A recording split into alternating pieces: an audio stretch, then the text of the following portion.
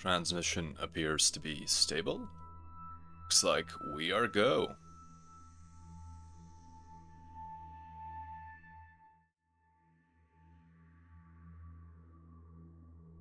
Hello, wingmates. Welcome to the convoy. I hope that you are doing well. This is a little bit of a different broadcast time than usual, but I thought I'd do something a little different. I know there are folks out there who may be enjoying the video on demand, but have not been able to catch the stream live. So, to help accommodate those, I thought I'd do something a little different this, what is, for my JumpNet node, afternoon time. So, without further ado, let's move on to the mech design screen.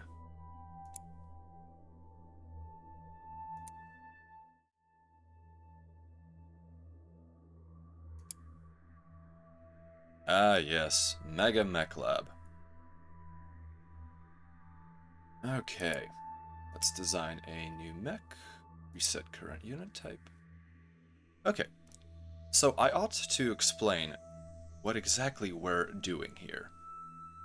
So, I'm currently attempting a bit of a MegaMek tournament for representations of VTuber battle mechs.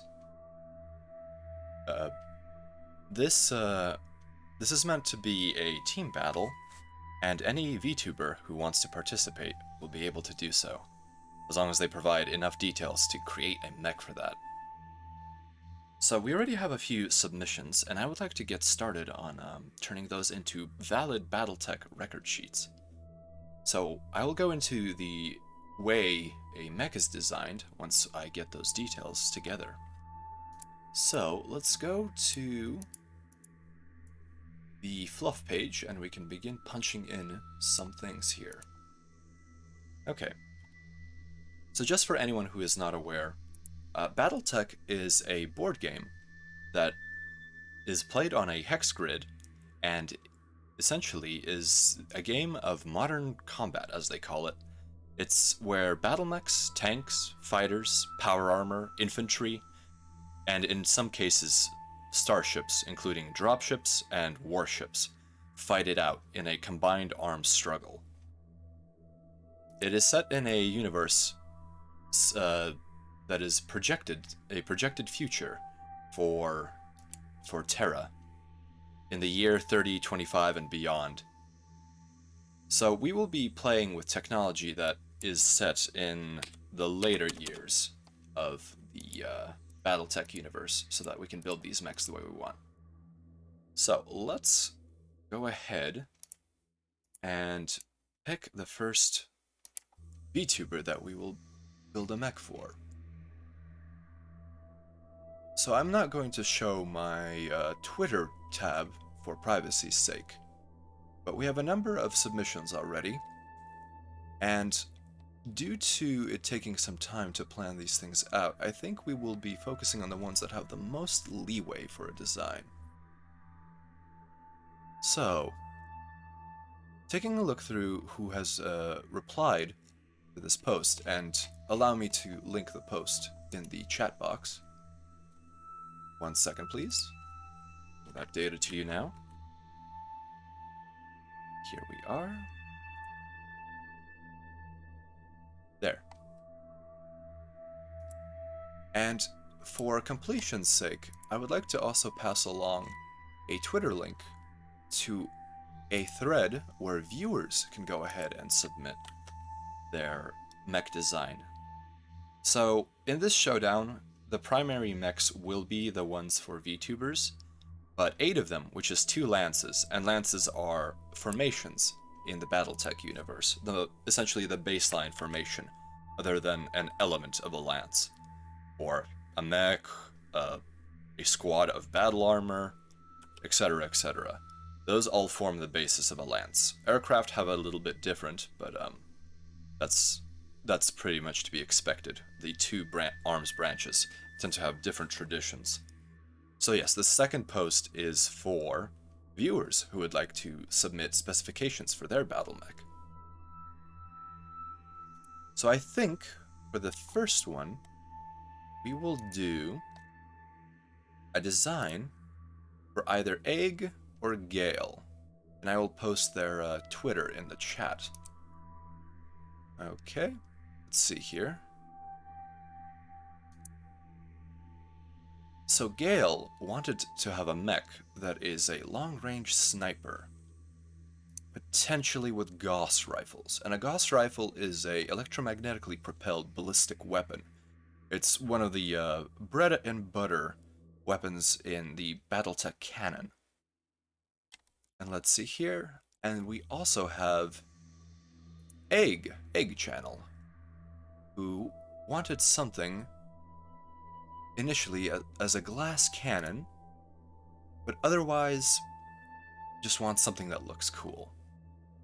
So between these, I think I will actually start with Gale's mech design, because a long-range sniper is a fairly classic design, and in fact we have a reference to the MegaMek, which is very much something I'm used to dealing with. Alright, so let's punch in Gale's specifications into this notes section of our mech design table. So this will all be put into a MTF file, which is the particular format that MegaMek uses. You can put in lore, as you can see here, capabilities, overview, deployment, history, notes, a manufacturer, a factory that produces it, and then of course all of these other manufacturers and models for the particular components here. Most canon Battletech mechs tend to have these filled out with year and date and the manufacturer and model. And eventually we will have a preview which demonstrates the rules level data that we need to know for our mechs. Okay, so let's go back to the fluff tab and let's fluff this out like a pillow. Okay, 1 second please. There are quite a few data screens that I must go through. Please feel free to let me know if the background music is too loud or if something is not visible. Alright, let's go here.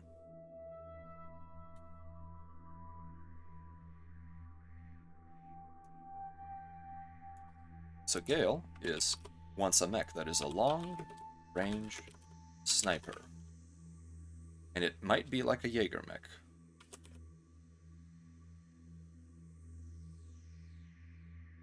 Okay.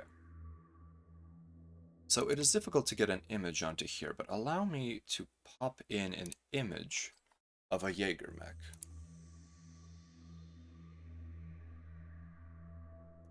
One second, please. Alright, the data has been obtained, and I will now put it up on OBS. Let's see here. Here is our reference image coming up. There we go. Let's make that visible.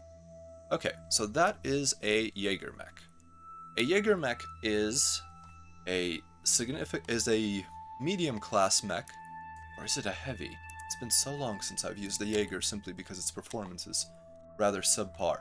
Oh, apologies. It's a 65-ton battle mech, and the classic layout has 2 autocannon 5s and 2 autocannon 2s, along with what I believe is a quartet or a pair of lasers.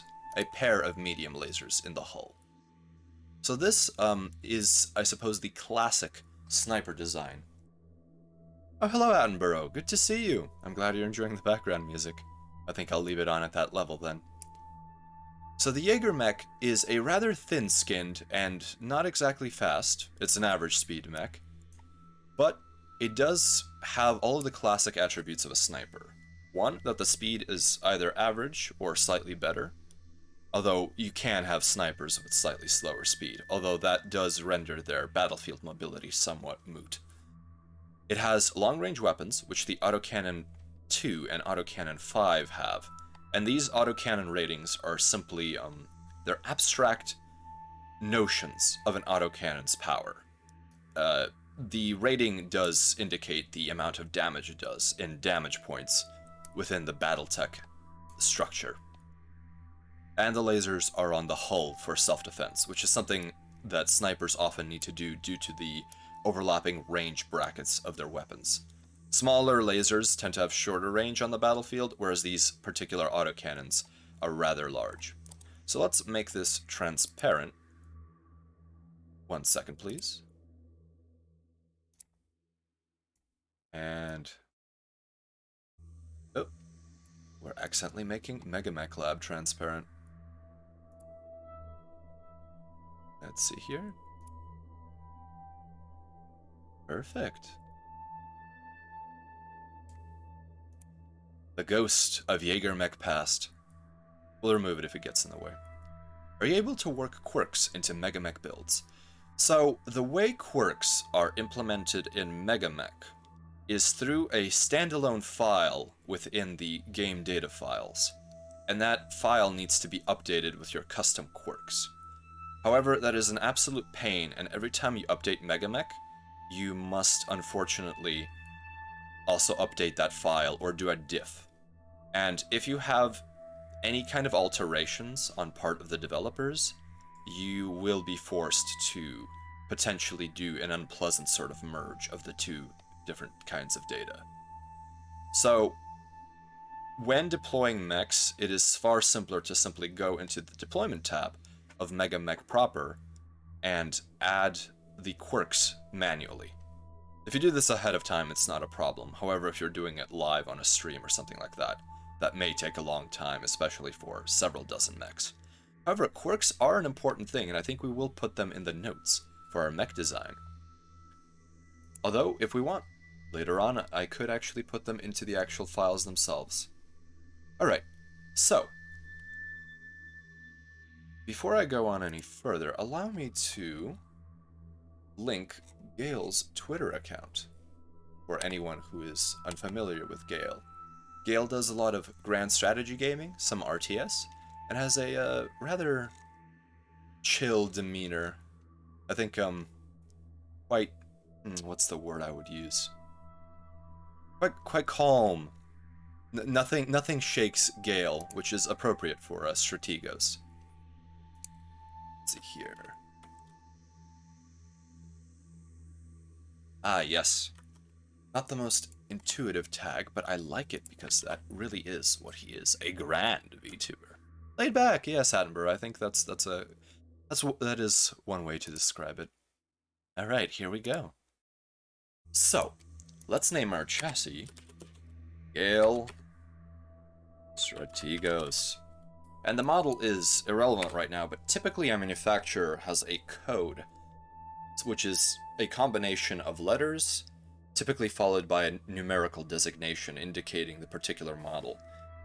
While this isn't a production machine, let's just give it a Gale Stra or something like that. I think that is appropriate enough. And let's give it the X designation because this is an experimental. We may change that later. Source? What would this source be? I'm not sure if Gale has let us know from which land he hails. But I suppose we can say that this is from... just call it VTubers as the source. Okay, so Gale. We need to pick a tech base. So there are two distinct tech bases in the Battletech universe. One is Inner Sphere, which is the classic human realm of existence, the colonies surrounding Earth in approximately a 500 light-year radius, if I recall. Then there's also the clan tech base. So the clans are essentially exodites during what was called the Amaris Civil War, or more accurately, the aftermath of the Amaris Civil War. This civil war occurred, I believe, in the... Let me actually pull up the page for it. 1 second, please. Stand by.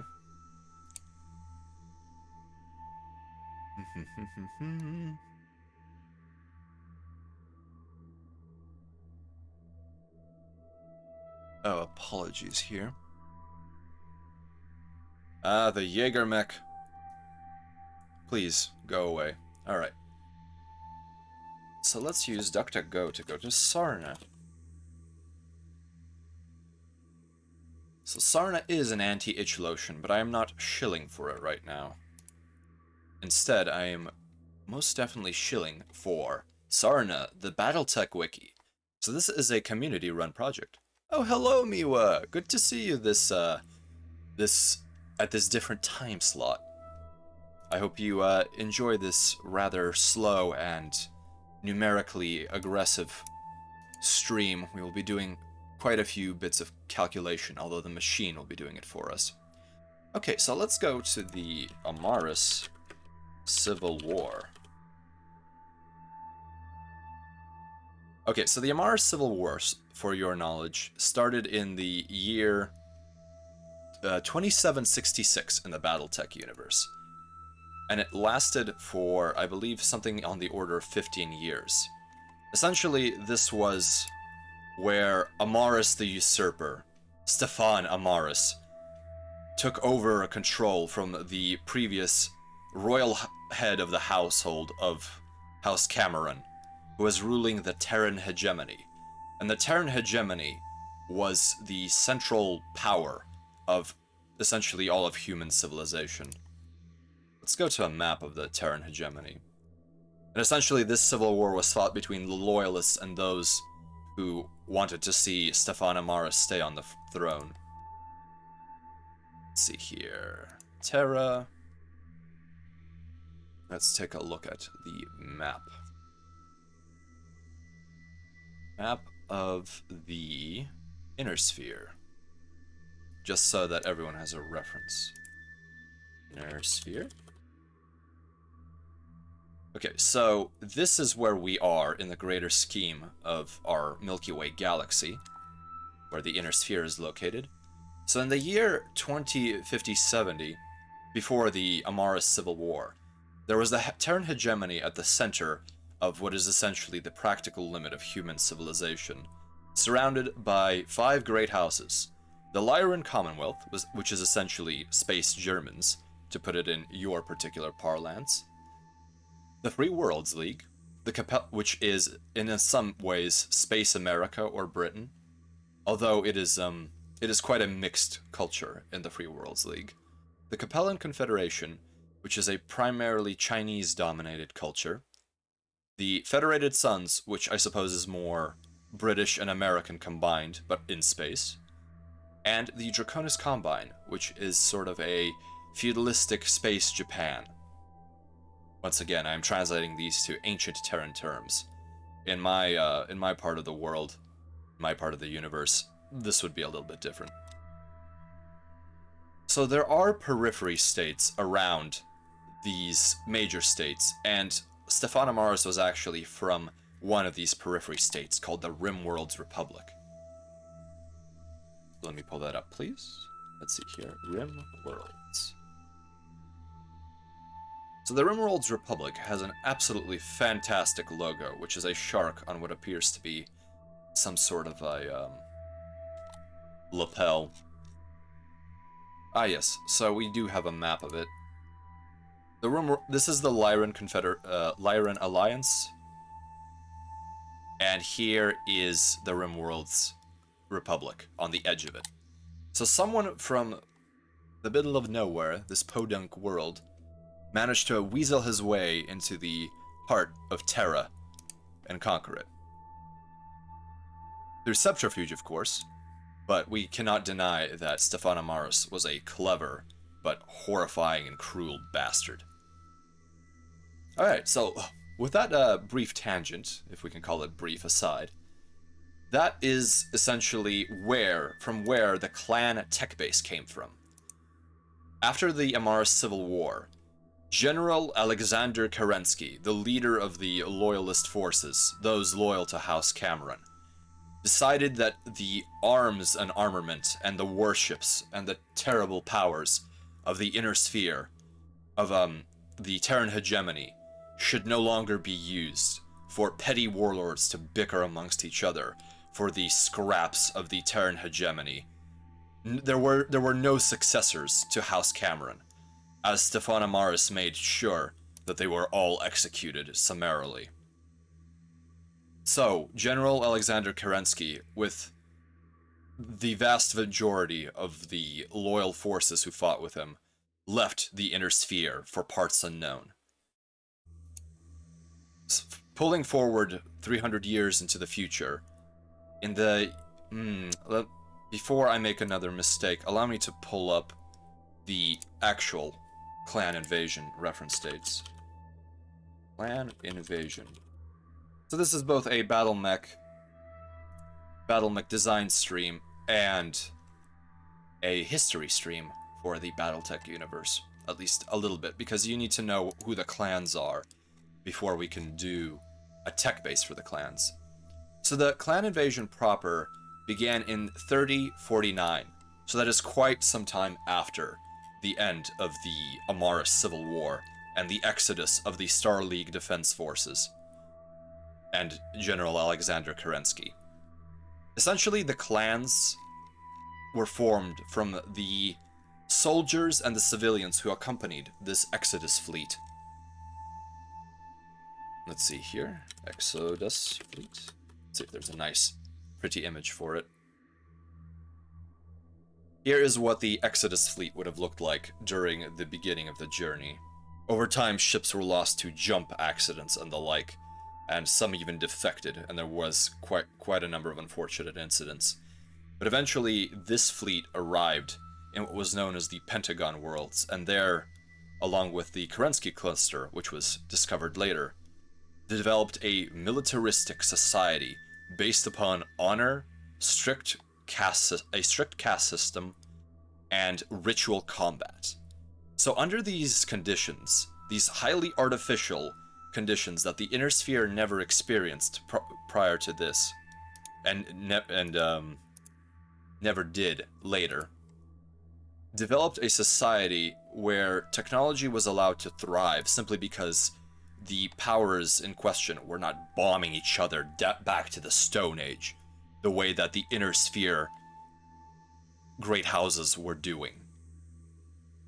So, with this, the clans were able to essentially take most of the Inner Sphere technologies and make them lighter, more compact, more powerful, more efficient, and in some cases, just simply better, or new technologies that never existed before, such as battle armor, which was only in its infancy as power armor, just before the end of the Amaris Civil War.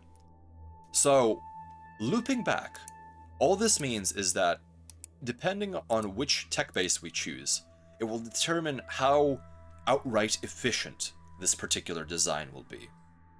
In this case, I do wonder what Gale's design would be more like. I tend to favor the Inner Sphere because it makes mech design more challenging, but at the same time, I think... So, Gale plays an interesting mix of games that can be historical and futuristic, so I think let's go with a mixed Inner Sphere tech base, so that we may be able to place some clan weaponry upon an Inner Sphere chassis. Let's move our tech level to experimental. So there are essentially 3 tech levels, which are standard. Actually, there are more. Introductory, standard, advanced, and experimental. This is essentially, when BattleTech is played on the board game, there are tournaments. And for tournaments, there needs to be a standardized set of rules that is highly polished, and that ensures somewhat a bit of fairness in the gameplay between players, so that there are no funny surprises. This is akin to tournament lists in other board games, or other tabletop games. So, because we want to be absolutely fancy, we don't care about standard or advanced rules. And advanced rules simply represent an interim between all possible technologies and the base possible technologies. So Gale's Sniper, if we want it to be somewhat mobile, but also be, I suppose, able to carry heavy armaments befitting of a sniper, I think a heavy mech, but not a very heavy mech, might be appropriate. So as per MegaMek, 65 tons might be a good place to start. We can always adjust these values later. This Omni checkbox, oh goodness, is the mouse not where it needs to be? That is unfortunate. Let's see here, let me adjust this a little bit. That's a little bit better. OBS, you are a recalcitrant little program. Okay, I think that is within error margin. Circular error probable of where my mouse indicator is in my current environment. Okay, there we go. That is good enough. So Omni-Mechs are essentially mech designs which allow for rapid reconfiguration in field conditions of the armament that is loaded onto a mech. Typically, a mech is a fixed platform with fixed weaponry and equipment. This is beneficial because it simplifies the design process, but at the same time, it limits the ability to be flexible in deploying a mech. Because if you have a specialized design and you can't change its weapons, it will be very difficult to modify it in the field. You'll have to cut into armor, cut into structure, rip out cabling. And in this case, Omni-Mechs, they have specialized armor plating, they have specialized structure, and they have specialized connectors so that you may be able to swap parts rapidly. So, base type. So standard is the typical bipedal or quadrupedal mech. There are several other types of designs, but we will not be looking at them. Industrial is essentially a weaker and cheaper battle mech, meant for use in, as the name says, industrial settings. So it's built to much lower quality standards and tends to explode much quicker. A land is a land-air mech. For any of you who have watched Macross or any of the related anime, a LAM is akin to the VF-1 Valkyrie. It's a mech that can transform into a fighter and has an in-between stage. So one of the interesting things is that Battle Mech originally actually had mechs from a whole variety of Japanese anime from the 80s and earlier and later as time went on. And essentially they took all of these different completely unrelated machines and slapped them together into a tabletop game. It was in essence a fan project, one would say. Although this was done by an official publisher, FASA, with licensing and the like. Although licensing issues essentially led the game into deep troubles. Harmony Gold, the owner of, I believe, the Macross IPs, is a dread name amongst any fan of Battletech, simply due to the amounts of lawsuits that were ongoing until fairly recently. So let's keep our mech a standard biped, because yep, a lot of Okawura stuff from Dougram. Yes, there was a lot of Dougram. I would be challenged to list off all of the anime that contributed to Battletech, which was originally called Battle Droids, but that was also another copyright issue with the Star Wars franchise. Okay, so let's keep it a bipedal mech, and let's keep everything standard for now, including heat sinks. So let's take a look at some of the armament. So a sniper, and keeping this Jaeger mech phantom in our heads, let's go for perhaps a pair of Gauss rifles. So here we have two options because we are running a mixed tech base.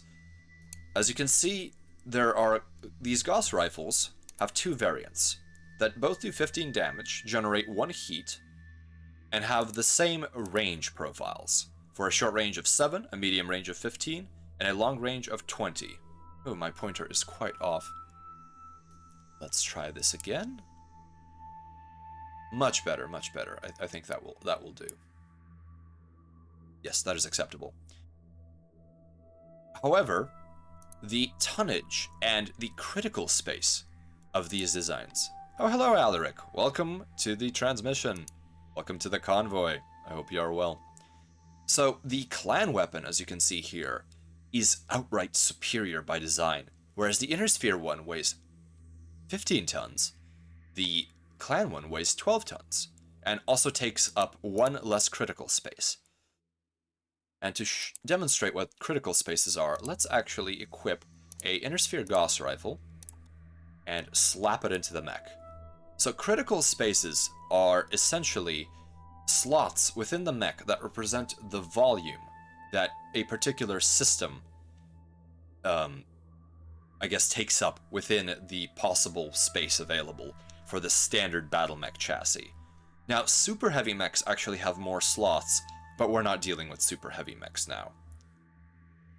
So, as you can see, this Gauss rifle has taken up more than half of the torso of the mech. And a mech is composed of 3 torso sections, the center, the left, the right, with 2 legs for locomotion, and 2 arms for manipulating the environment and for mounting weaponry, along with a head where the pilot sits in the cockpit here. So as you can see, the design system for BattleTech is quite detailed, where you're actually laying out the structure of your mech. And if you are curious, the position and the way you lay this out actually does have an effect in the way a mech will take damage.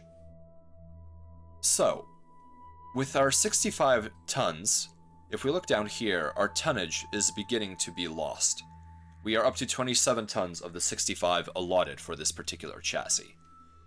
So for a sniper, I think we will need another Gauss rifle. Alright. That's looking good so far. So one of the oddities of mech design is that the torso of a mech, the upper half of it, is able to rotate. Excuse me. My simulation appears to be giving me some of the random oddities of the human body. I do enjoy it, for it keeps me feeling quite attached to reality. Okay, so essentially the point is that if you mount a weapon on the arm of a mech, it will be able to have a slightly wider firing arc.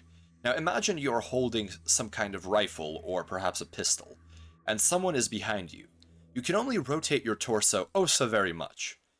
However, if you extend your arm behind you, in addition to rotating your torso, you may actually be able to take a pot shot into your rear. Now, since a mech has sensors and a lot of computers to help it calculate these shots, a mech can actually do an accurate shot facing directly behind them, but with only one arm, and if the weapon is mounted in that arm. So a sniper is oftentimes a mech that is entirely meant for forward-facing combat, and if it is out of position, then so be it. We don't care too much about rear-facing enemies. However, the MegaMek, which is, I suppose, one of the inspirations for this design, does have its weapons mounted on the arms.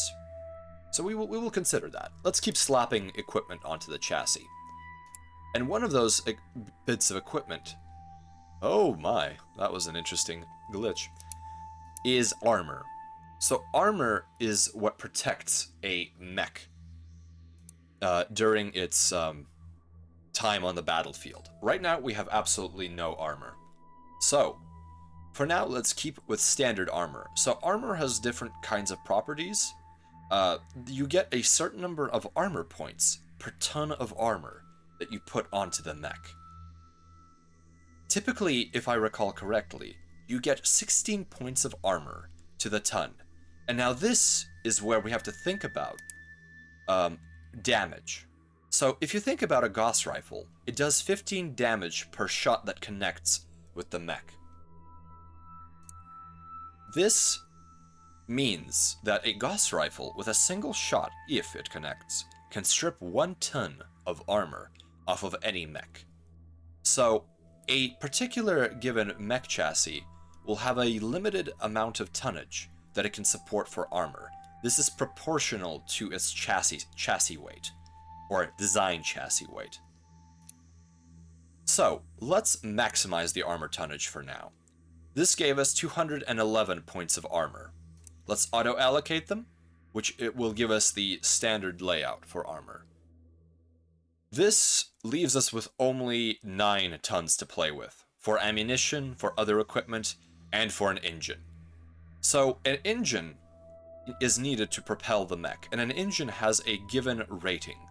So if we look at the preview, we can see here that the engine in this particular mech, which is able to move 1 hex while walking and 2 hexes while running on the tabletop, which, for anyone who is interested, a single hex is approximately a 30-meter distance that is covered within the standard 10-second turn of the Battletech simulation. So in this case, this mech is utterly slow. I would say that the average that you would want for a mech, especially one that is heavy or perhaps medium, is 4-6. 4 hexes of movement while walking and 6 while running.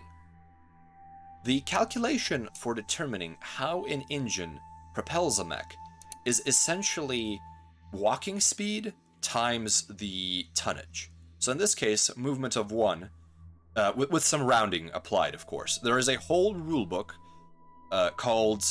Oh, goodness. I haven't looked in that one for a while. What is the rulebook called? Allow me to look this up. 1 second. Let's see here. Battletech books. Or rulebooks. Here we go. Oh, tech manual. Goodness, that is that is quite obvious, or it should have been quite obvious. So there's a whole rulebook dedicated to building this, and it is quite the heavy tome. You could grievously injure someone if you dropped it off of a multi-story building. It is not a pamphlet by any means. So if we up our movement speed to 2-3, as you can see, the calculation has changed, and now we are running a 130 rated fusion engine. The weight of that engine has also kicked up significantly. If you look in this table, the engine is now 4.5 tons, and we are critically running out of space. Oh, goodness. This is what happens when you use game capture for a Java program. However, we will push forth through technical glitches. So for this sniper, I want a baseline minimum speed of 4.6. Any slower would be a death sentence. So there's 4.6. So we are completely over our tonnage because our engine now weighs 13.5 tons. So we're going to have to either change to a different kind of engine, which is lighter for a given power but has some vulnerabilities. We may have to drop armor, or we may have to adjust some other parameters like tonnage. Or drop a weapon even, and that would be unpleasant because a sniper needs to be able to actually dish out damage while staying far away. So, let's actually mount a extra large engine. So this is not quite intuitive, but what an extra large engine does is, as you can see on this table here, the engine takes up 6 critical slots within the center torso of a mech, sandwiching the standard gyroscope. And a gyroscope is the, I suppose, kinetic means of assisting a battle mech in staying upright as it trundles across the battlefield. So its standard engine has only 6 critical slots, whereas an extra large engine increases that to 12 critical slots, with 2 of them, and this is mandatory, placed in the left and right torso. So the philosophy behind this being both a good and bad thing is, 1, you lose critical slots, which is bad, but at the same time you gain tonnage. As you can see, we're actually under our design tonnage at 63 tons, despite having the same rated engine. And in this case, it's an engine rated at 260. The issue, though, is that if you lose 3 engine critical slots, either through critical hits or through losing a torso, and losing a section of a mech essentially says that everything within that section was criticaled, then your mech is offline. So this in essence is a huge vulnerability because each of these sections has its own armor and structural values, as we can see in the preview. For example, the center torso has 21 internal structure, which represents the, I suppose, the base chassis for the mech. And it has, in this case, a maximum of 32 points of armor slapped on top of that. But the side torsos have significantly less protection and structure. So if you lose any, and I mean your right or your left torso, this particular mech will go down. For a non-frontline mech, this is more than acceptable, simply because you probably won't be in a pitched battle, or at least if you are in one, you should be pulling away to the edge so that you can continue sniping. So I think that in this case, it is acceptable for a sniper mech to have an XL engine. Also, I think it is acceptable to have less than maximum tonnage of armor. So let's go down to 10 tons. We are losing 51 points of armor, but we are gaining some design space. And I have a feeling I would actually like to add some speed to the mech, but we can consider that later.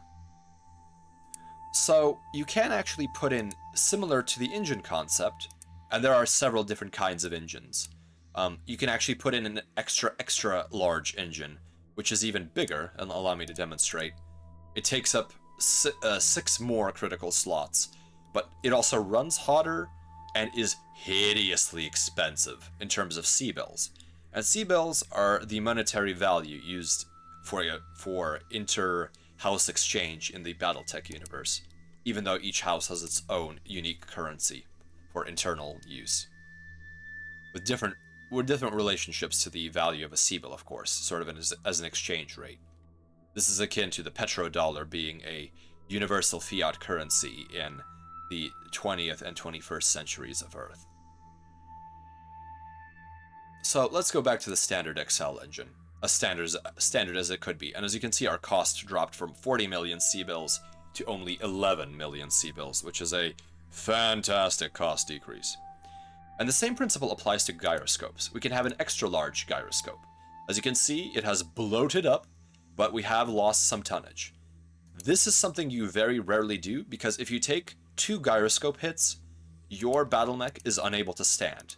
And because you can take damage even though your parts of armor, these are called through armor criticals, and typically I play with floating criticals, which means that if someone rolls lucky enough, which is a 12 on the dice roll of a 2d6, or I believe also a 2. I'll have to... This is what happens when you play MegaMek. You forget some of the rules, and you forget some of the tables that you're normally using. Let's see if my browser here can actually pull that up. Tables, tables, tables. Oh, who does not love tables? Here we go, here we go. Combat vehicles table, ground location heat units table. Oh, so many tables. Launch location. Here we go. Yes, yes, yes. Okay, so it's only on a roll of a 2. Allow me to fire up the... There we go.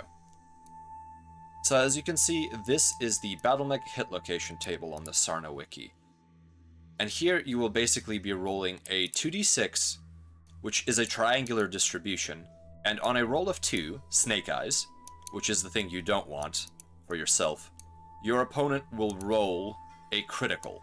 And by floating a critical, basically, now that you've determined that you have a critical, you will once again roll on the table and see which part of your body is damaged. Hello, Guardian Zet. Is this a mecha simulator? You saw the tweet and the background art was from MechWarrior. So this is in the MechWarrior / Battletech universe, but we are actually doing some mech design. We are making VTubers, VTuber-inspired mechs, along with the input that our VTubers have provided for us. So right now we're doing Gale as a mech, the Grand Strategos himself. And in this case we are making a sniper mech, which is one that will skirt the edge of the battlefield and pick off enemies, and perhaps even be have a bit of a command role. We may actually incorporate some command aspects into this particular battle mech. But in terms of simulator, the rules of the game are definitely a simulation, but unfortunately it's not quite as exciting and visually bombastic as MechWarrior, because it is not a first-person simulator game. MegaMek is a hex-based combat game. However, we are able to customize and set up scenarios that we would never be able to do in any of the MechWarrior games proper. Simply because there's so much depth that is missing from MechWarrior, including equipment that is simply unavailable. So let's continue onward with equipping this mech with components. So one of the things I think a Strategos may have is a cockpit that is non-standard. And in this case, we may actually want a command console attached to the cockpit. So a command console is a place where is a cockpit where you have a pilot, and behind them is a tactical station.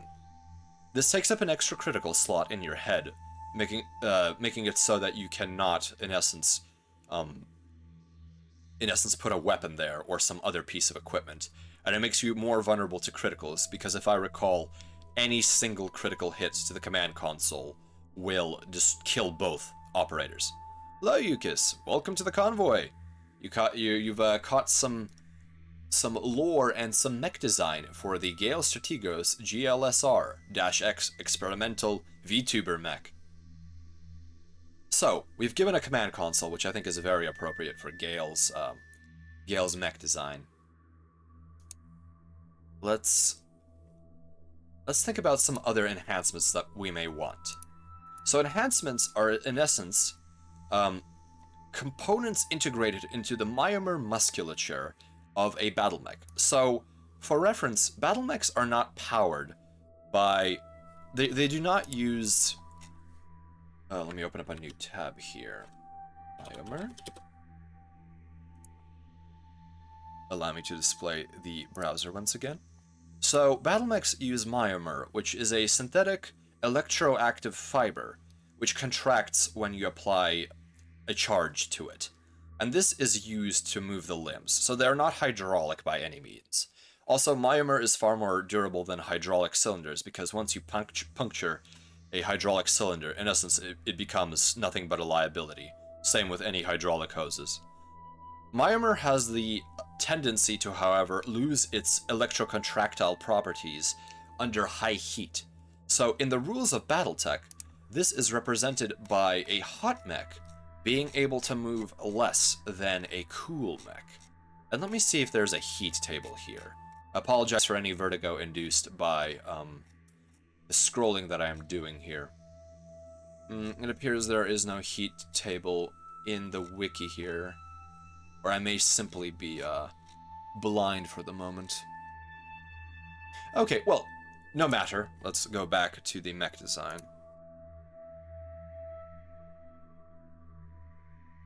There we go. Okay, so essentially we can add either triple strength myomer, which is a myomer that has an odd property that when it is hot, it actually gains strength. So any mech that is running hot with triple strength myomer, this is past 9 heat points within in-game rules, it essentially gains double the melee damage, and it gains 1 point of speed, which counteracts the point of speed lost for slowing down. However, even triple strength myomer is not capable of handling heat that is higher than 9 without any losses of efficacy. So you must essentially keep heat at a very, very golden zone in order to take full advantage of triple strength myomer for bashing in the skulls of your enemies. Well, not skulls, but head sections of the mech, rather. There is also myomer acceleration circuitry, known as MASC for short. And this, in essence, is steroids for the myomer bundles. It's at the risk of tearing these bundles and destroying your actuators, you're able to maneuver more quickly on the battlefield. And I think for a sniper that is actually not the worst thing. So let's see, I think MASC added some tonnage. It does. So that particular enhancement system adds tonnage, which we have very limited amount of anyways. So for now, we do not need more than single heat sinks, but we will probably be running double heat sinks, because that is simply the smart move, because we will likely be having energy secondary weapons on this sniper design. let's see here. So basically, a mech has a number of heatsinks that are available for free that are integrated into the engine proper. However, these heatsinks can be of either the single or the double type. And this is a completely arbitrary designation. It doesn't actually mean that a double heatsink is two heatsinks slapped together. And a heatsink is essentially just a radiator that dumps waste heat from the mech's firing and locomotion. The double heatsink is simply a heatsink that is twice as efficient, but more bulky than the standard heatsink. The inner sphere double heatsink takes up 3 critical slots, whereas the clan double heatsink takes up a 2 critical slots, which is just superior by all means. However, your free heatsinks, as long as your engine rating, which in our case is 260, is able to accommodate internally without having to put them on the outside some heatsinks, it means that you basically have anywhere from 10 to 20 heat free that doesn't take up any tonnage or any space. And this is essentially the core principle of heat management and mech design, is making sure you use your 10 or 20 heat to the best of its ability while balancing it out with systems that generate less heat as compared to energy weapons. Now, do we want jump jets? Jump jets are essentially thrusters that use heat, some sort of plasma element to essentially plasmify atmospheric air and use the sheer power of the mech's fusion reactor to create plasma jets that propel the mech several hundred meters above ground in many cases. Jump jets are great, but they also reduce your accuracy while shooting, and they also take up tonnage. And the heavier a mech is, the heavier a jump jet must be in order to accommodate the sheer bulk that must be thrown into the skies. So I think we are not going to add any jump jets to a sniper design. A sniper, especially a command sniper, must be focused on their task in question. So let's not add anything. So looking at our design, I like the 2 Gauss rifles, and let's off the bat add ammunition appropriate to the type of Gauss rifle we're using, and we're using an inner sphere Gauss rifle.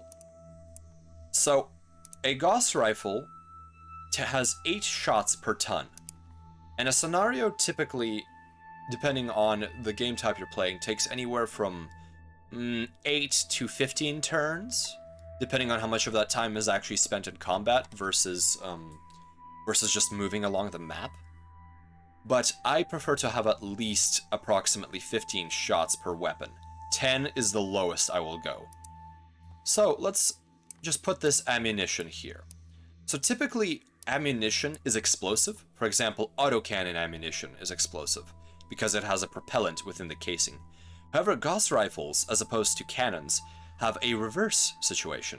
The Gauss rifle itself is explosive, whereas the ammunition is not. It's inert because these are simply slugs with sabots that go into the Gauss rifle, whereas the Gauss rifle is a set of electromagnetic windings along with capacitors, and those capacitors, in whatever they're formed out of, store incredible amounts of energy within their electrolyte or between the plates that they have, or some combination thereof. Or if they're using supercapacitors, which the lore does not necessarily go into, imagine the energy needed to propel a ferrous slug of material that weighs, in this case, 1/8 of a ton. Although I take this to also include the bin itself that hosts the ammunition, and the feed mechanism, and perhaps the sabot. So either way, this is a very heavy projectile moving at hypersonic speeds. Can you imagine the energy needed to move such a slug? And all of that energy is stored in these capacitors. And if you nick one of these capacitors with an errant bit of laser or missile fire, this whole thing goes off, and it does 15 points of damage directly to the internal structure in the right arm. So this particular mech tonnage has, in its right arm, 15 points of internal structure. So if this Gauss rifle is critted, or if it has a malfunction in the advanced rules, this will explode and simply blow the entire arm off. And, in addition, due to the way a pilot is hooked into his or her mech, using a neuro helmet, which helps balance the mech by using the innate, I suppose, balancing capabilities of the human brain and linking into that pattern. This feedback, which unfortunately has not been resolved over the hundreds of years that Battletech technology has been relevant in the Battletech universe, this will basically fry the pilot's brain ever so slightly. And a pilot can take up to 5 hits, and this will give them 6 hits, I apologize, before perishing, and this will induce 2 hits. So this is dangerous. However, we can't avoid it. The Gauss rifle is wonderful, and we'll just have to live with it. And hope that Gale's fantastic strategic brain is not damaged in the process. So, now that we have ammunition, we're doing quite well. Let's move on to some backup weapons. Or perhaps a secondary weapon. So if we look at our heat curve here, we actually have... Oh goodness, let me not hover over that. Come. Behave, MegaMek. There we go. We have 4 out of 20 heat currently used. Yes, Yukis. Gauss is love. Gauss is life. Gauss unity. So, here are all of our energy weapons. Energy weapons are a broad category that includes flamethrowers, which are more akin to plasma weapons. We have the Centurion weapon system, which is something of an EMP device. And then we have a whole variety of lasers. So the bread and butter laser that is the benchmark for absolutely every laser in the Battletech universe is the Inner Sphere Classic Medium Laser. This is a weapon that weighs 1 ton, but can output 5 damage for a value of 3 heat, and it has a decent maximum range of 9 hexes. And it also has a very balanced battle value cost. And battle value is essentially an abstract measure of measuring a battle mech's combat capability, or any unit's combat capability within the Battletech universe. This is not a perfect system, and no tabletop game has a perfect abstract balancing system. But this is the best we have. Battle value 2, actually. And it's a hideously complicated calculation. Let me actually show you that calculation. Current BV unit calculation. Now, unfortunately, that window is not popping up. Oh, there it is, there it is. So as you can see, there's quite a bit of math going on here. The movement affects battle value. There's multipliers that come from unit type. As you can see, our Gauss rifles have added significantly to our battle value. There is there's a heat efficiency-based battle value, which if you actually have too many weapons in order to, before you can fire them all before overheating, your battle value is reduced in order to accommodate for that. You have all sorts of facings regarding the battle value is affected by which facing the weapon is on. And as you can see, there's fractional accounting. This is insane. So this is why we use MegaMek Lab, and we don't do this with pen and paper anymore. Although there is something to be said about the process of very intimately understanding your mech's mathematics. However, since we are using Gauss rifles, and this is an experimental rules game, I think we're actually going to use a derivative of the medium laser, or perhaps a different laser. So later on, as technology improved, the medium laser gained the ER, or there was a variant of it that was called ER, Extended Range. And this one, as you can see, has a maximum reach of 12, but it does generate more heat in exchange for that range that it gains. It also has a slightly higher battle value, but it keeps the same tonnage and the same critical space. So if you wish to slightly improve your range brackets, this is a plug-and-play upgrade for your mech, although you must be absolutely aware of how much heat you're generating. So a sniper does not have to be an entirely ballistic weapon. We can actually probably slap an extended range large laser, an inner sphere one, onto this mech. And its brackets are actually fairly good, up to 19 hexes.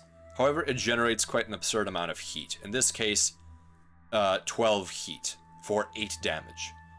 This is a decent exchange, but the nice thing is, it's a non-explosive weapon, It's fairly compact with a critical size of 2, and it does fairly good damage for its tonnage, which is 5. So 8 damage to 5 is rather decent, considering the Gauss rifle has a 15 to 15 damage to tonnage ratio, which is 1 to 1, which is acceptable.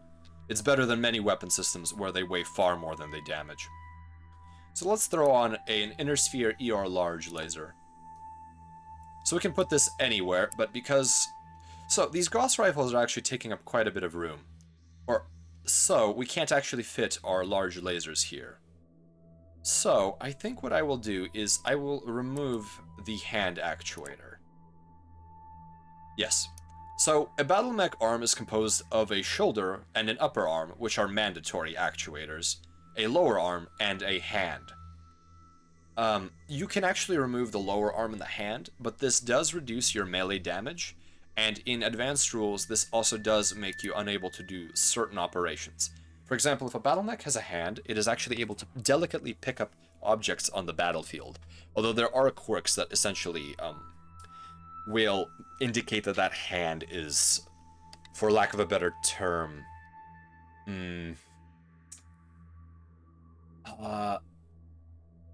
oh goodness, what is that word? Superfluous, I'll just say for now. Yes, let's use that. It's non-functional. So now we can actually cram the laser. Oh, why won't you fit in there? Oh, I did not accurately place it in there. So now we have a laser and a Gauss rifle in the arm. But we are far over tonnage, and we are now hitting 16 out of 20 heat. So I like this, because it gives us... This large laser is not as efficient per its heat usage. It's in fact very inefficient. It has a ratio of less than 1 for the damage it can do per heat. But it is very representative of a sniper, because if you are having a close-in weapon that doesn't use ammunition like the medium laser, you definitely are losing out on having better heat efficiency. So if someone's close to you, you don't care about Gauss rifles, you just want to do as much damage per heat as possible. Although Gauss rifles do fantastic damage per their heat. So we can actually move this medium laser into the middle. Let's see if we can throw on another large laser, just for a balanced design. Okay, we are way overheating, but not all mech designs should be balanced in terms of their heat. Very few canonical battle mech designs have perfect heat sinking, so this is acceptable. So we are clearly in need of more tonnage. So one of the other ways we can get more tonnage is by changing the structure type to something that is lighter.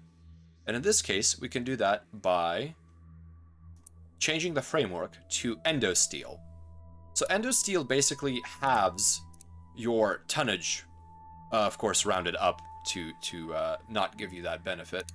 But you end up having these endosteel critical slots that you need to fill in. And unfortunately, these slots are useless. They do not pack criticals, and packing criticals basically means that if someone rolls a critical on one of your components here, and they roll the hit location for an empty slot while figuring out which slot is actually being critted, you will re-roll these empties. So technically, this right torso only has an engine, 2 Gauss rifle ammo bins, and an ER laser as locations, with the engine being almost half of the criticals available. So in this case, if I put an endosteel here, it benefits us not at all. So let's remove it. And we only gain 3 tons with that exercise, which is not enough to fit in another ER large laser. And I do not want to fit in clan lasers. I think that would be a little bit cheap. I prefer designing inner spheres. So we definitely will want more heat sinks. So let's outright from the bat slap on enough heat sinks to at least not overheat by much. Okay, there we go. We've added 3 more tons. So we are 10 tons overweight. This is a huge problem. And I was even thinking about adding more tonnage. So I think, unfortunately, due to the weight of this chassis, keeping it at 65 tons, we will be unable to mount these large lasers. So let's delete them. Instead, let us try for 1 ER large laser. of the inner sphere variety. And let's slap it in one of the arms and have a slightly asymmetrical design. So one of the properties of BattleMech design is if you remove the lower arms, if you basically chop down the arm of a BattleMech to just the shoulder and the upper arm, which means it's like little stubby chicken wings, the mech will be able to flip its arms around unless a design quirk prevents it from doing so. And that lets you face enemies in the rear. However, that is a bit of a, I suppose, a metagaming thing. So for fun, I think it is interesting to keep the actuators in the lower limbs.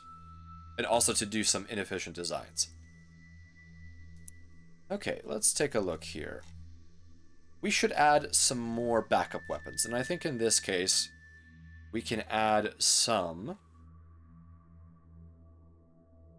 light weapons. We are still over tonnage. So let's actually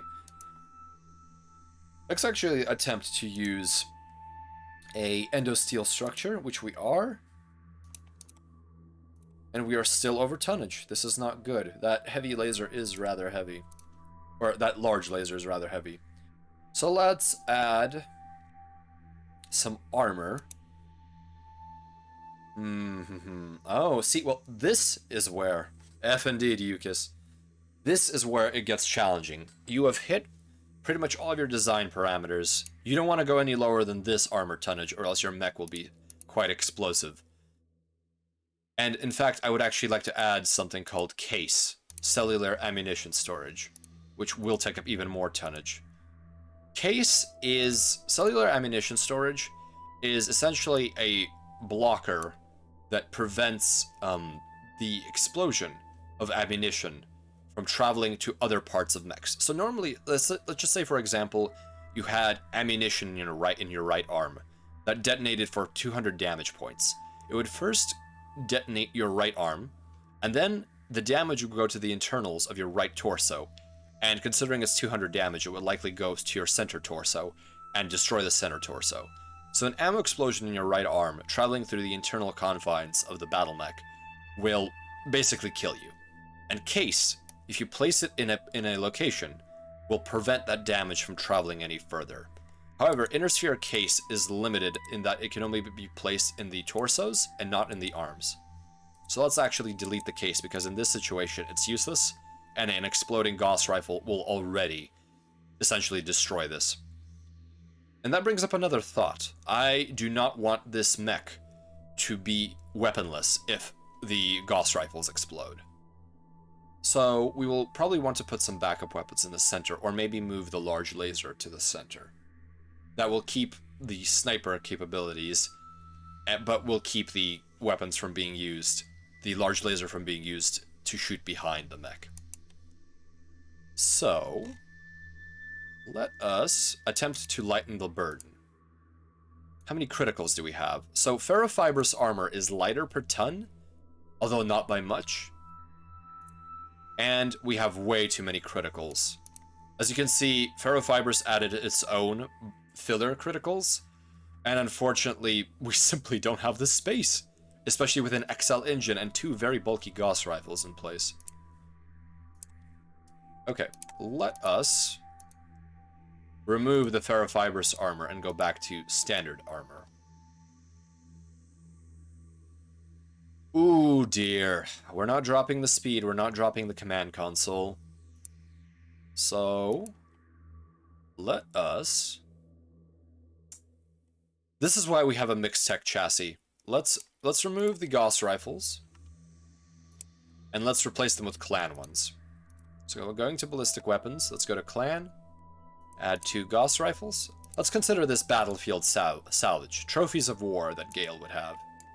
So here we go. We have our Gauss rifles. Let's add the ammunition that we need for them, which will be clan Gauss rifle ammunition. 4 shots, which gives ample room for ample time for battlefield endurance. Excellent. We have these spare heat sinks, which we do not need right now, so let's drop it back down to this 10 stock heat sinks. Excellent. We have good tonnage now. However, let's not keep cheating, and let's add those inner sphere large lasers. So now we have 3 more tons that we could use, or 2.5 more tons. And let's center out this ER large laser, since I'm not sure we'll be able to have... Actually, let's add another backup weapon. So we can keep this ER large laser in the center. We can also add... So pulse lasers are an interesting weapon choice. Pulse lasers have a bonus to hit an enemy, a -2. But generally, they also lack range, run hotter, and cost more. And they're also heavier. So we can add a medium pulse laser, I think, for close-in work. So a pulse laser is nice for close-in work, because if you are scared and running around, it is nice to have a weapon that helps you hit. Essentially, it allows you to have multiple bursts rather than the single dump that a typical non-pulse laser has. So let's throw that onto that chassis, and we have half a ton left over. So let's throw this pulse laser into the right torso, so that we can keep it in case one of the arms is gone. Also, what this large laser is doing is something known as crit packing. And crit packing is essentially looking at a location that is vulnerable and adding something to it that will soak up potentially give you the chance to soak up a critical hit. So for example, if someone landed a through armor critical hit on your center torso here, you have a 100% chance of either an engine or a gyro hit, which are all terrible.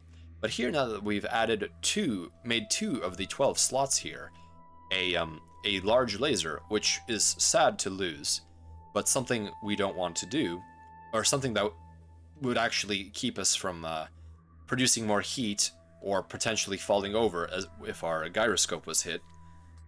This is, I think, a decent thing we can do. And also, I do like the design.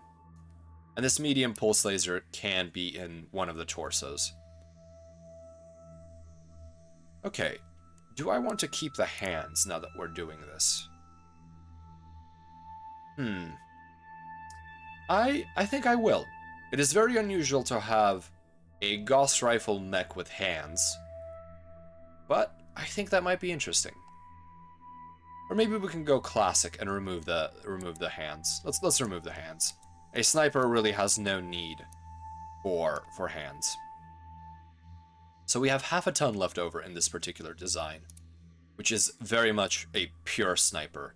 So let's take a look at some of the other equipment.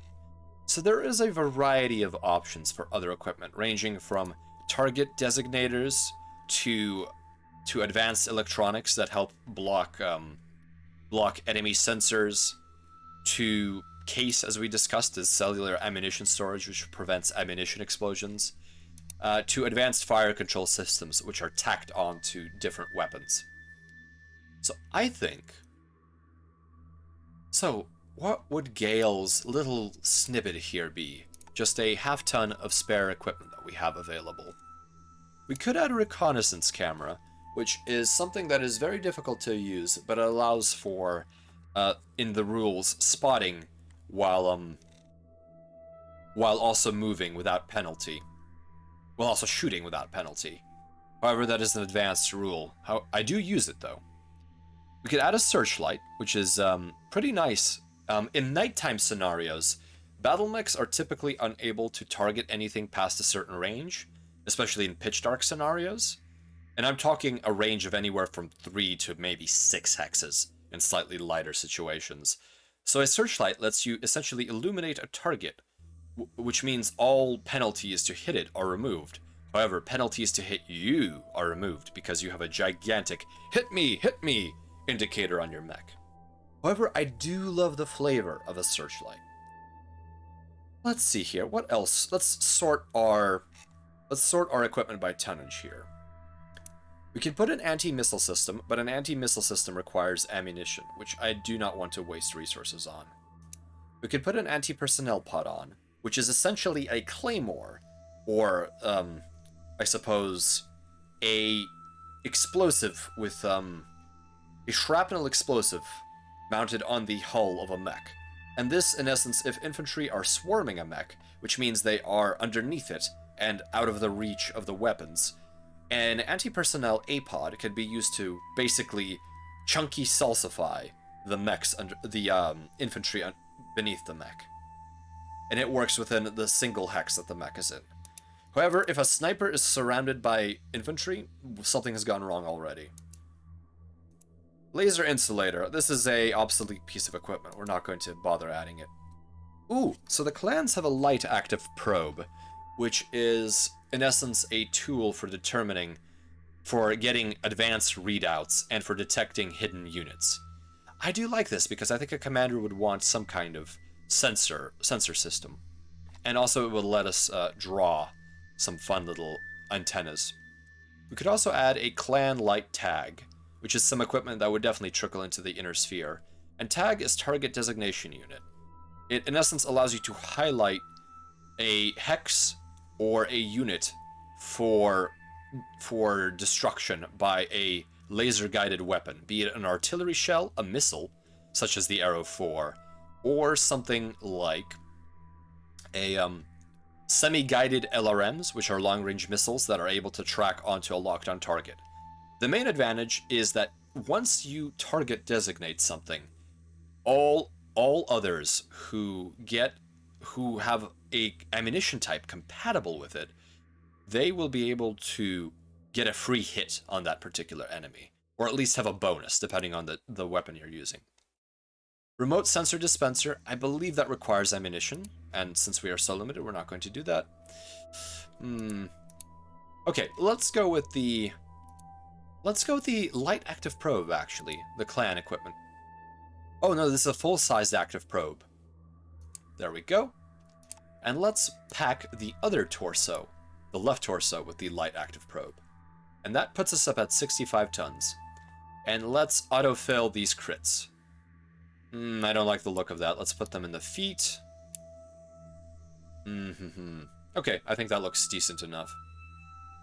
Alright. So, we have a mech with a ER large laser. We are precisely balanced for our heat if we fire all of our weapons and run. We have 2 Gauss rifles from the clans, and a medium pulse laser for close-in work. And we have 15 rounds, or I apologize, 18 rounds of ammunition per Gauss rifle, so this has very decent battlefield endurance. And a command console for providing allies with tactical information. I think this is pretty decent, if not a bit frail due to the reduced armor tonnage and the XL engine, as a sniper should be.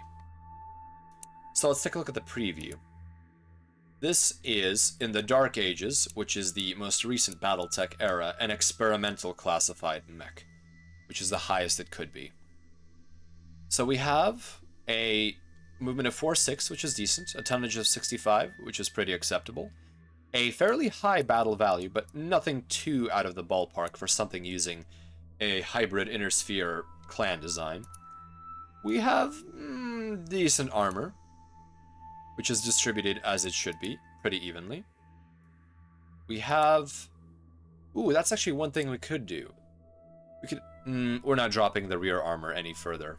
I think that's acceptable. However, what we will do is we will drop the leg armor by 2 points each, and we will throw that armor by two points each.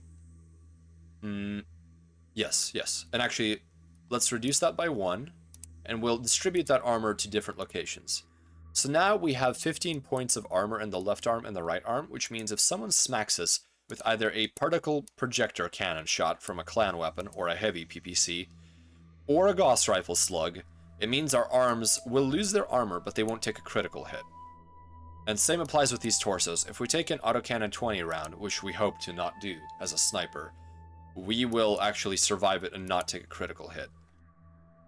And let's drop the rear armor by 1 point and move it into the front armor. So now we have these nice multiples of 5, which means nothing really, but I think it looks pretty. Okay, so on our preview, we have 2 Gauss rifles, excellent, 15 damage, an ER inner sphere large laser, which does 8 damage, decent, but it's also an ammunition independent weapon, which is excellent, and a medium pulse laser for close-in work, which is, I think, appropriate for a commander. They definitely need a sidearm, as I would describe it. And we have quite a bit of ammunition. A total of 32 shots of Gauss rifle ammunition of the correct type. And a light active probe for detecting any pesky would-be assassins hiding in the woods or for hidden units. I like this. I think this is a decent first sniper design. And I may come back to this and give it some more flavor. Okay, let's give it some fluff. Manufacture. Gale Tech Inc. If anyone has any suggestions for some of these fields, let me actually hide the MegaMek here, or at least move it out of the way. There we go. Primary factory. Galestrograd Foundry. Let's call it that. You will quickly learn I run out of words to use for this. Let's see. Manufacture. Gale Tech Inc. Everything was made in-house by Gale Tech. There are no jump jets, comms, targeting and tracking. Okay. Capabilities. Overview. Deployment. So deployment is, I suppose, deployment history. History. Okay. Ah, you know what? This is challenging. This is quite a bit of lore. I will have to perhaps. This is not necessary. Well, I think I can come back to this. So let's save the Gale Strategos mech. Save as. Let's not do it in the mech files. Let's go up. Battletech. Ah, good. You're not seeing this window. Excellent. Let's add another folder. Let's see. VTuber mechs. Excellent. We've saved it. All right. Let me actually make a PDF export to PDF preview. Export to PDF, current unit. Save it there. I think that looks good.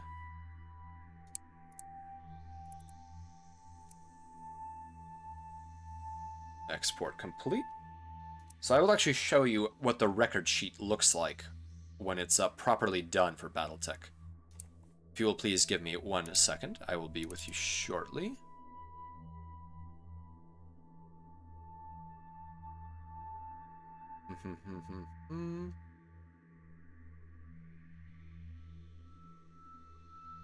Oh. Oh, stop it, Adobe. Stop it.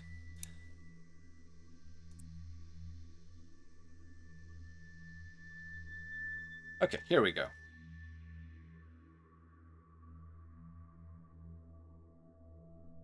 One second, please. I'm adding another Actually, let me just export this to an image. That would be much better.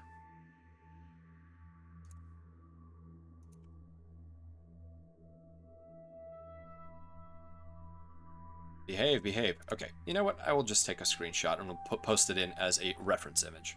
I think that will be most acceptable. Apologies, but I would like for everyone to see the fruits of our labors. Excellent. Here we go, here we go. Let's change our reference image to this particular screen cap.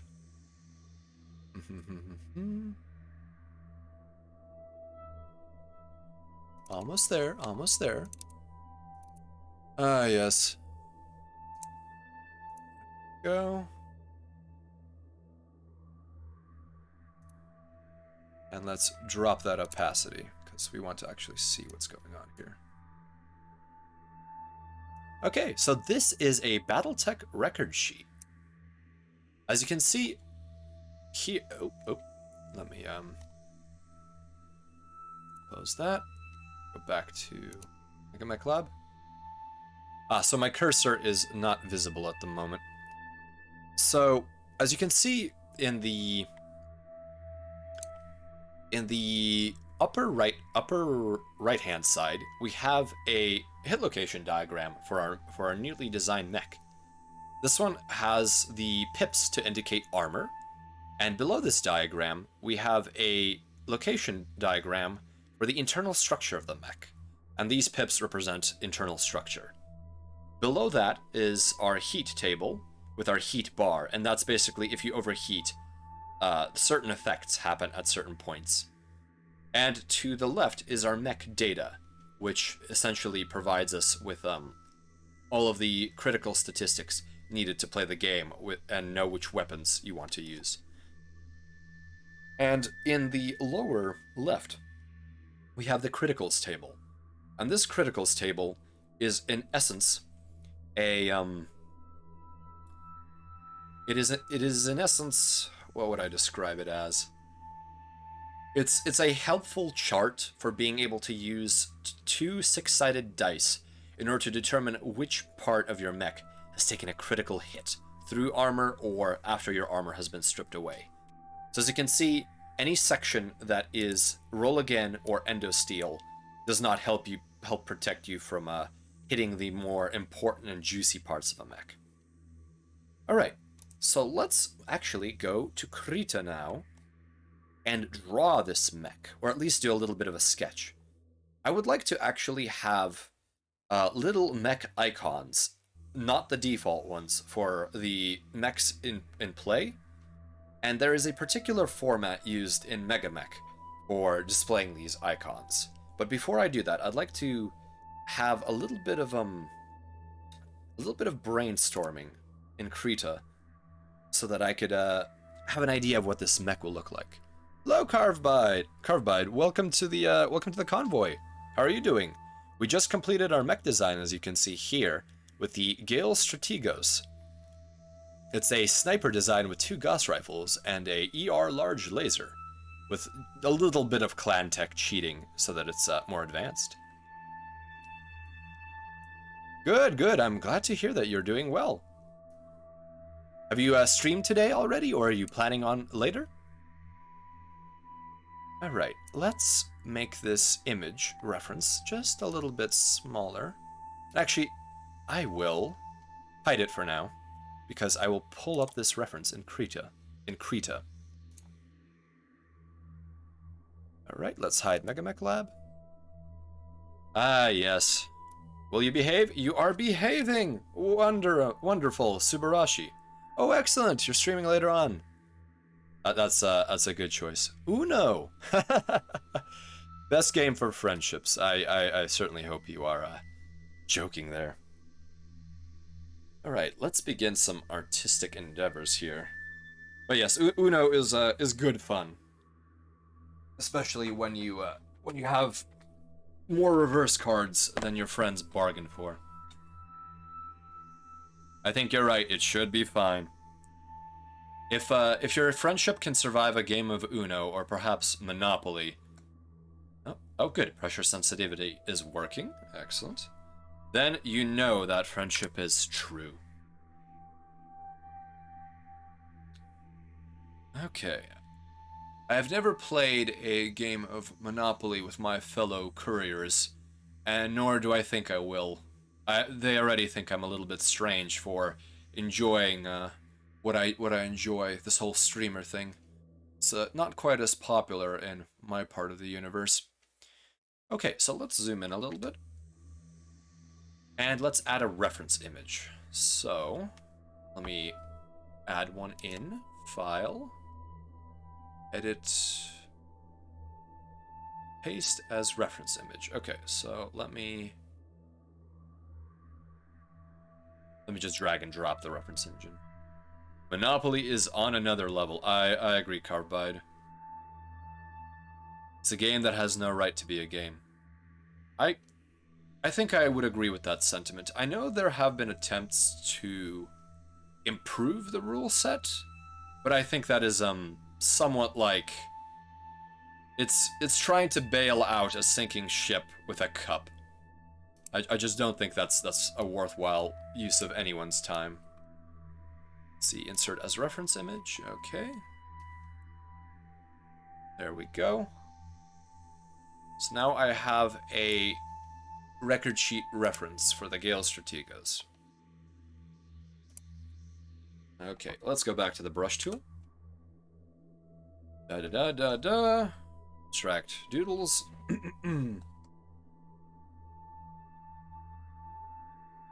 Okay, cool. That works. Like, it was made to teach a lesson about capitalism, but capitalism made it into a commercial game.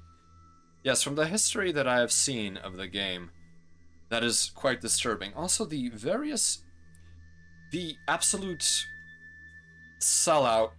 I don't even know if it's possible for Monopoly to sell out, but it's having almost every single other franchise having a Monopoly version of itself is just disturbing to me, quite frankly. I don't I am missing words here. It's a war crime. And this is coming from the driver of a war crimes equipped tuk-tuk with a gamma ray emitter. Ah, Brigador. Very weird indeed, Carbide. Ugh. I think Risk falls into that same category for me. Alright. Let's see, well, how thick is this brush? A little too thick. Let's undo those steps.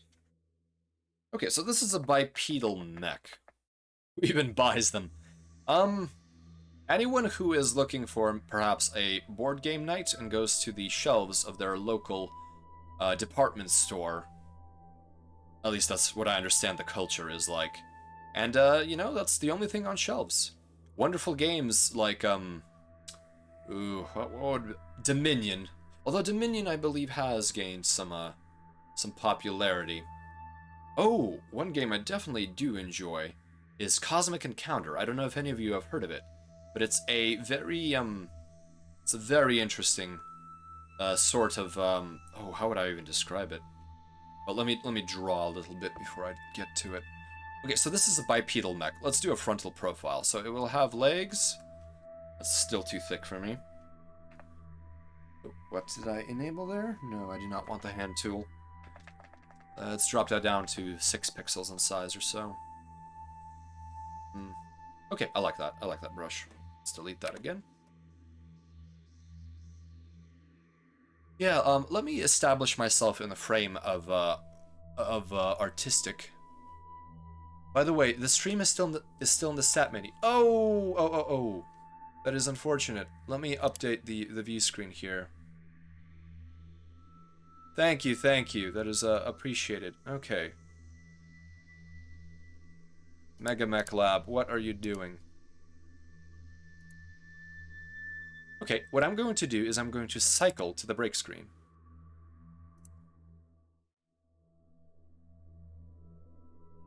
Stand by. Let's see if this resolves our problem.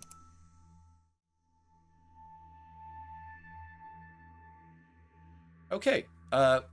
Can my fine wingmates now see something? Some scribbles on the screen? Thank you, Carvebide. Much appreciated. Excellent. Alright. Let us become artists. So, this is a bipedal mech, so let's do a frontal profile for it. It will have 2 legs. I don't know what kind of proportions I want for it. So, let me pull up a reference image of Gale. Hopefully I will be quick about this. Gale, my friend, do you have a full body shot available for me? That would be most delightful. Oh, this is what happens when you only prepare oh so much. Let's see here. We've got some media. Please, Gale, I just wish to see your lower torso. But I do know Gale's model has a very, it's a uniform, and the critical elements of Gale's head is that Gale has these 2 wonderful little tassels in their hair. So we will have to include that as sort of a visual hint. And perhaps rigid lines, and maybe a taller humanoid body. Okay.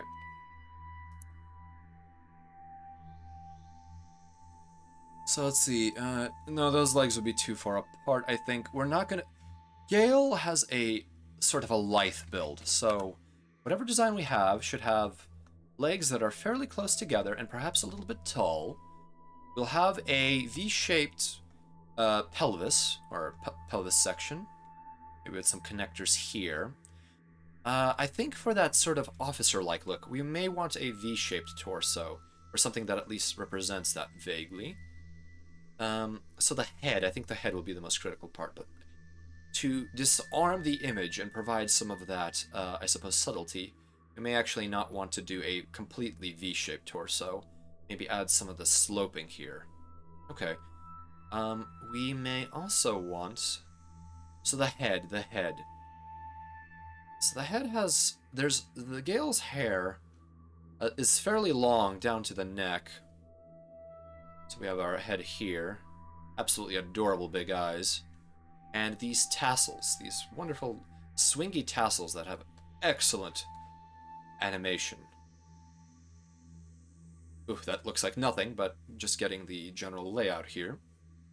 So we have our tassels. We have a... Oh, this is... If, Gale, if you are watching this, I am so sorry for these, sketches. Oh, that looks dismal. Let's undo that. These war crimes will never be forgiven. Let's just get rid of the eyes in general. Okay. So we have a bit of the hair here. So how do we turn this into something that vaguely looks mechanized? So for the head, I think we can add sort of a mantlet. We can add, yeah, sort of like a helmet design, a mantlet. No, that looks a little cheesy. You know what? That might not be it. Let me move this reference image aside. I don't think I need it at this very moment. Okay, back to our brush. Oh, it's so much nicer than using GIMP, at least for the brush engine. Absolutely love the brush control on this. Oh no, what have I done? Undo, undo, undo. Okay, so... let's do a side profile. Let's just have a classic mech head. Okay, there we go. So, let's think about the characteristics of this. This is a command mech.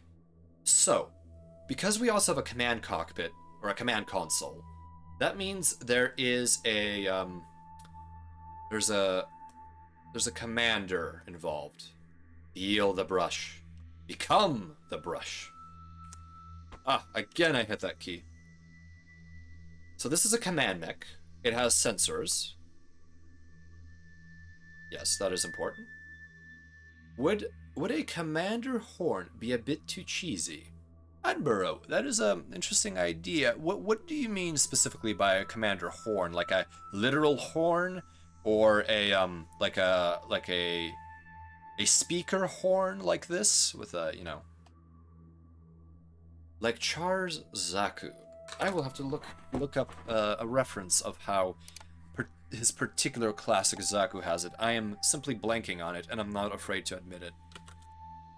Char's Zaku. Images. Oh yes, it does have that little ahoge. Oh, thank you, Attenborough. Oh. We can have a commander ahoge. Yes. But I think it should be not sideways, but instead, if this is the side profile, it's a little crescent. A command ahoge antenna. Wonderful. Thank you, wingmates. You're inspiring me today. Okay, so Gale does have big, beautiful eyes, which I find myself getting lost in. So I think from the side profile, I would maybe wish to give a big, I suppose, visor screen. Okay, I think that's good. And to represent the hair tassels, maybe. So we're going into sort of a Zaku mode here. You know what? Let's simply rip off a Zaku. Let's have a head with a mono cockpit here, nice and wide for command, and also giving the vulnerability of the command console. We have our command ahoge, which is head onto us right now, so it looks rather flat. And for the tassels, I think we can add these sort of sensor sensor bits here sticking out like this. Yes, yes. Something like that. I'm not quite sure, but personifying someone as a mech is not the most trivial thing. So I don't think we'll add a mouth, at least not at the moment. So from the side it would look like something like this. I think that's decent enough as a concept. So none of this horn. That is not what we want to do. Okay. So for the arms, so I think this is acceptable. Let's do some cleanup here. This is all garbage. Let's remove the horn. Okay, back to the brush.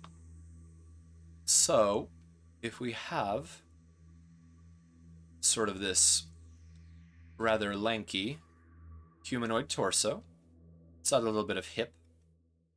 Let's add some legs, maybe with a little bit of bow to them, just a bit apart. This is a 65-tonner with a fairly minimal amount of armor, and this bulk probably represents the XL engine crammed into the primary torso. Let's add some kneecaps. I kneel. My kneecaps! Okay. The feet.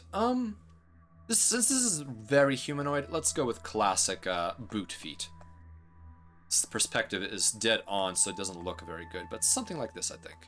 And I think let's remove the kneecaps. If this is looking more like a uniform, let's not have the kneecaps the way armor would.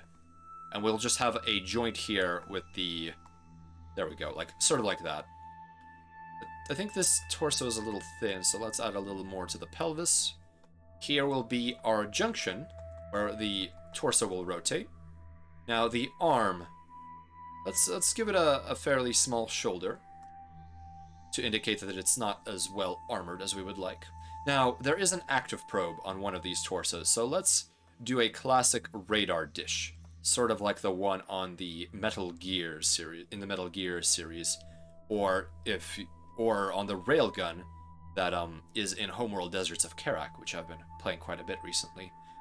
So the central weapon here is a medium laser, which we can put the emitter for here, dead in the torso. And there was also, which torso was it on? So the right torso has the medium laser. So this is actually wrong. The command dish should be here, or the sensor dish should be here. Maybe some antennas for fun. And the medium laser should be here. I actually kind of want to put it right next to the large laser. And I think we will do a bit of a sticking out torso like this, cross design. Or maybe not, we'll see. And so, since we do not have hand actuators, but we do have a lower arm, we will have the upper arm here, and then we'll have the lower arm facing head on with these Gauss rifles. And maybe we'll do an external ammunition feed to represent the frailty of this design, relatively speaking. Okay, beef up the legs a little bit. And then we'll have the command head. This is looking a little bit like a hunchback, but we'll do it with an actual perspective drawing, because we need to figure out how this would look from top down. So we have our little command eye. We have our tassel sensors. And we have our command ahoge, which is what every single boss needs. Okay. So big eye, excellent. Alright, this I think looks acceptable, more or less. A little bit sloppy, but this is just a sketch. Alright, let's move on to another layer. Let's actually, what size is my canvas? Allow me to check very quickly. Image. Let's see here. Scale image to new size, resize canvas. I think I want to make this taller. Let's go with a higher height. Let's go with 2000 pixels. Okay, cool. Zoom out a little. So this is our workspace now. So let's make these sketches, this particular paint layer, opaque. There we go. So we have the faintest hint, and it's not distracting us too much. So, wingmates. Would you like to see anything on this particular design? Anything else that you think is a defining feature? Because I can add it now that we are in the design phase. Okay, so let's start with the head. Let's control all of our canvas. And let's scroll a bit. So let's start with the head. You had some ideas for the head, but I have to search up some specifics. Well, that would be much appreciated, Attenborough. Feel free to chime in. I'm going to leave the head sort of as just a blob for now, and then, you know, that gives you time to take a look, and it gives me time to sketch the body. Okay. Let's see here. Let's go with a little crudeness here. Okay, let's add that torso. Let's make it a little more lithe. Not sticking out too much. Add a space for the laser. Okay. We're gonna have to get a little more creative with our future designs. This is what practice is for. Okay. Give it that tallness that we so desire. Excellent. I'll be a little more hidden. Let me undo those lines. No, that would stick out a bit. Okay. You know, an Earth Centurion's helmet kind of has those dangly things to cover their cheeks? Oh, yes, it does. It does indeed. So, my main difficulty is I did not add a neck here. I wonder how a neck would look. We could up the size of the head, and I think it would give it more of a, sort of an intellectual look if the head is bigger. You know, I think that's an interesting idea. So let me just sketch this out. So if we do sort of a let's see, we can have the head angled down and cut off. We do a little skinny but a little tall, and then we can do a neck. Ooh, this is reminding me of the Wyvern battle mech. Yes, okay. I think something like that, and then we can have extruding from the face these tassel indicators. They expand a little bit, but then they contract. Okay, I think I like that. Thank you, Attenborough. That is a great hint. Then they could merge into the head here, and then we still have our visor design here. I think I like that. Okay, let's go to eraser. Let me go to the pixel brush eraser. Let me crank up the size on that. Let's crank it up like this. And let's go to the eraser mode. Alright, let's do this new and approved command head. Let's see here. Back to our brush. Alright, so let's construct this. We have a neck. The neck is a conic. There's a conic section here for it. Alright. Now the head will go up something like this. Okay, that does humanize it a bit. I like that. I like that a lot. Okay, that's roughly what we want. Switch back to our big honkin' huge brush in eraser mode. Clear that out. The one thing I have not figured out is how to make the eraser a pixel eraser, so I simply just end up using the pixel brush, since some of the opacity that is added to by any of the other brushes is not my style at the moment. Okay, so let's add our visor here. Let's think about those dangly bits, okay? So have them extrude from the face. Have them be cylindrical for simplicity's sake. There we go. And have them extrude again and form this little teardrop dangly-do. Okay, here's another. Here's the second one. And here's a teardrop dangly-do. That is off. That is longer than this one. So, in the interest of my sanity, I'm going to simply grab the dangly-do and please keep mum about this. There we go. Nothing happened. Nothing happened. Nothing happened. Back to the brush. Okay. I think I want the danglies to extend here so that they are above the visor. Okay. Maybe we can give it a bit of a mouth, now that we're going very humanoid. So let's give this some sort of a, I suppose, bulge. Something like that. Okay, that's tolerable. So, how do we indicate that Gale has longer hair? I think maybe I'll have to figure that a bit later. Alright, so let's get rid of this sketch here. I don't need this data any further. Go back to our brush. Select the entire canvas. So, let's add our shoulder section here. The shoulder will be internal but hidden. Let's actually go on to the pelvis so that we... This is looking an awful lot like a centurion crossed with a wyvern. But perhaps that's what I was thinking subconsciously anyways. It's the wyvern is a very odd looking mech. Alright, now for the pelvis. It might be weird, but maybe you could have power cables at the rear of the head leading to backpack. Ooh, sort of like my connectivity cables. I like that. That's a great idea. Let me quickly just do an attempt at a cowl. Let's see if that looks any different. Of a bit of a. So that's an idea for a cowl, but I think it would need spiky doos here to indicate, because Gale does have distinct locks of hair. Style the backpack as a little hunter's pack for your sniper.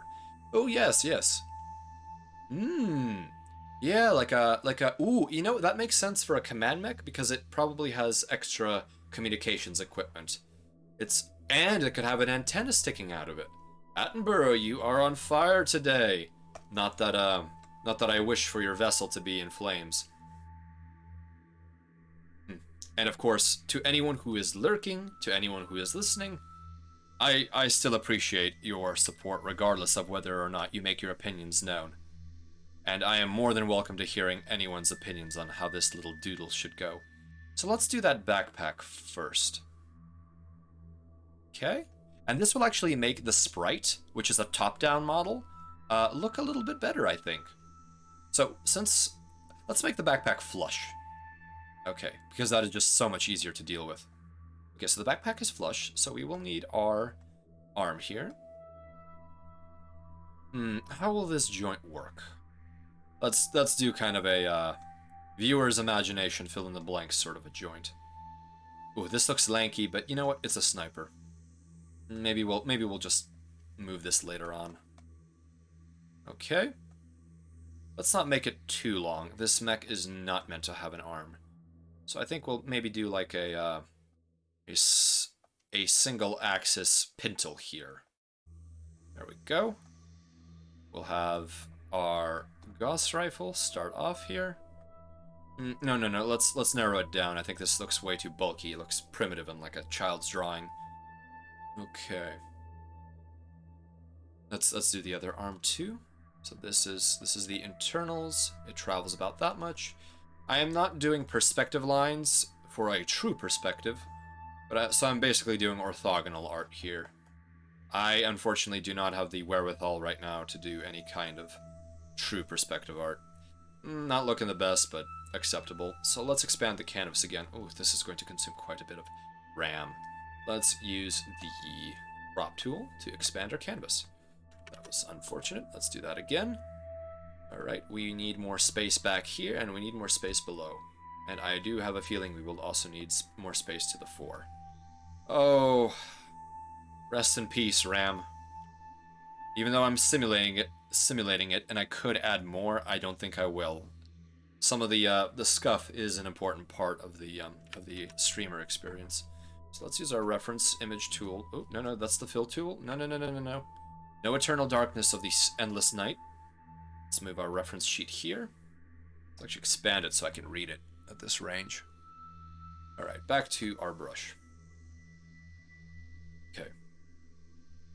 So, let's continue on with the casing for this Gauss rifle. So we'll have it be very short. Let's add a little bit of a, yes, there we go.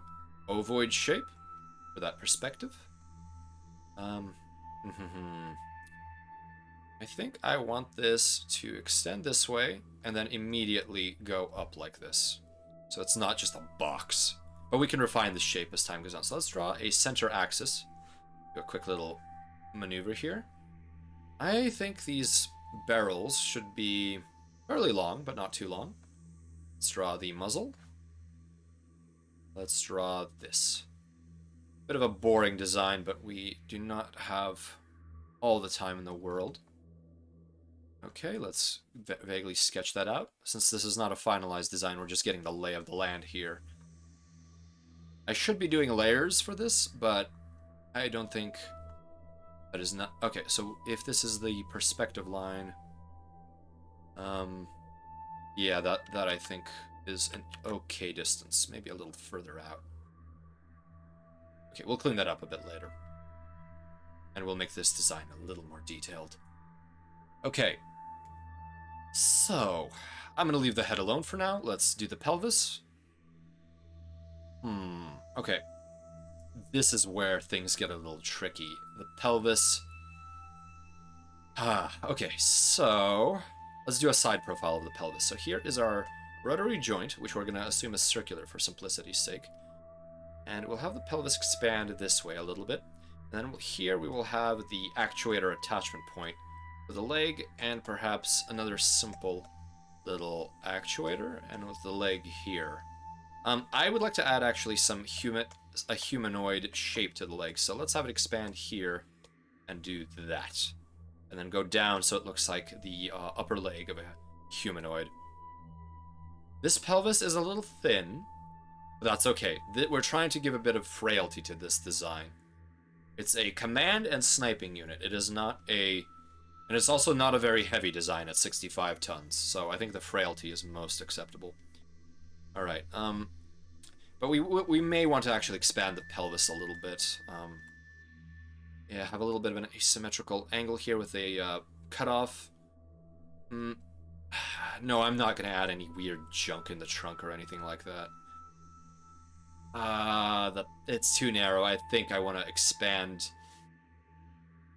this a little bit. So let's give it a bit of a section here. So now it's like this, and we just pretend we blew up and scaled up this section here.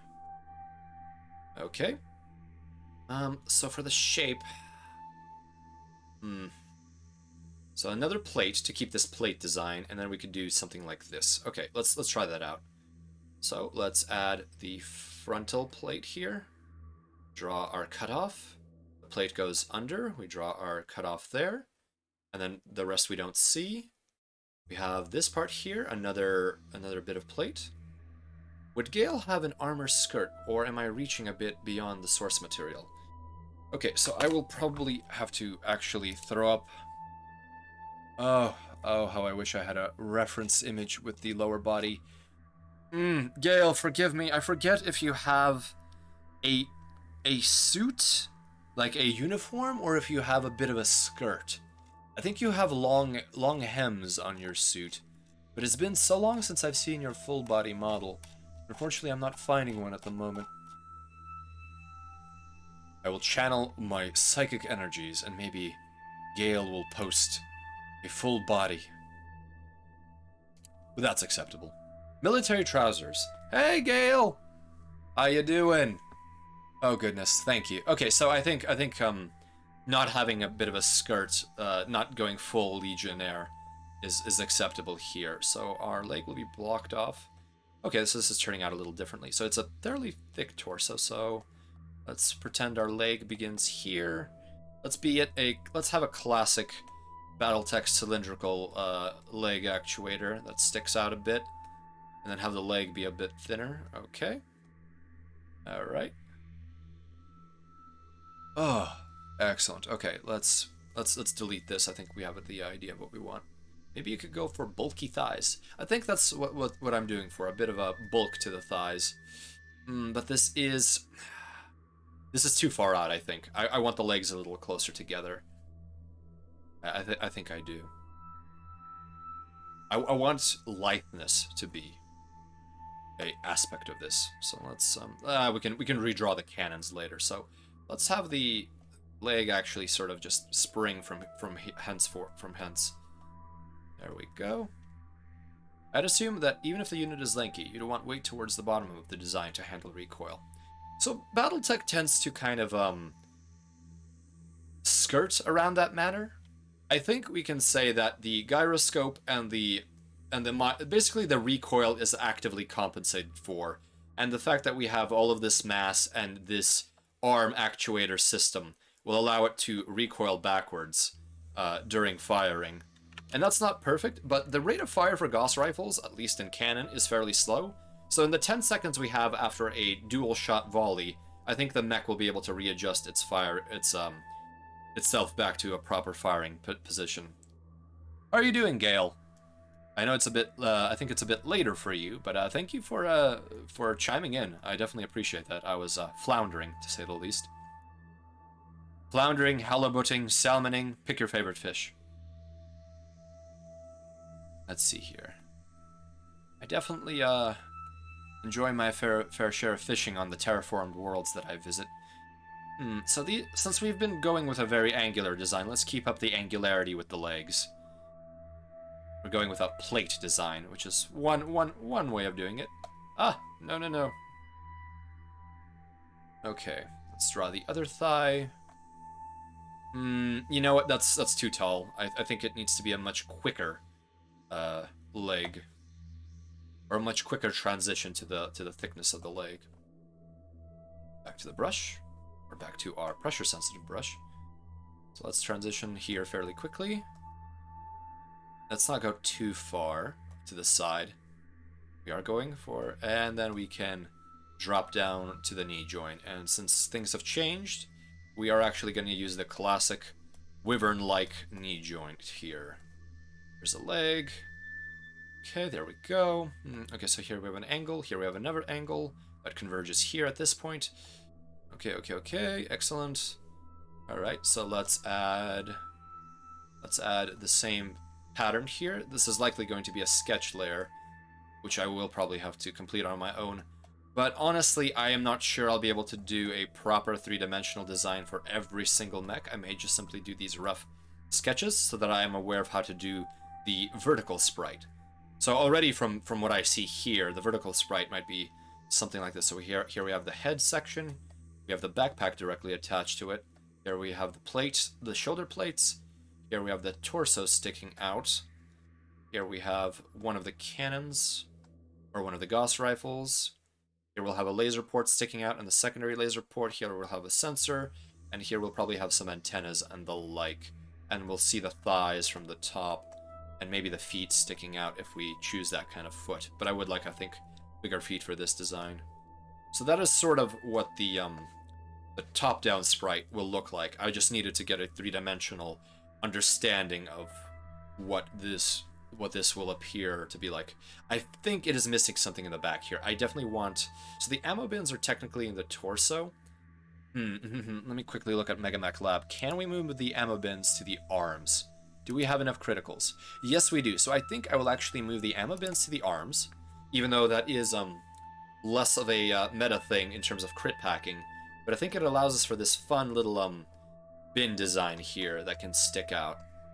I do like that. I think it also will add to the vertical model so that we can have this ammo bin. And then, yes, there we go. I think that is what I want. And then the head will be like this. Yeah, I think that's decent. And then the barrels will be fairly long. Okay, yeah. Once these lines are much clearer, the top-down image used for MegaMek I think will work just fine. So let's see. We'll do the similar humanoid lower leg pattern here. Just a bit of expansion. We contract back down here at the foot. Oop, let's pop that out a bit. This is totally descaled, but that's okay. Alright, here we go.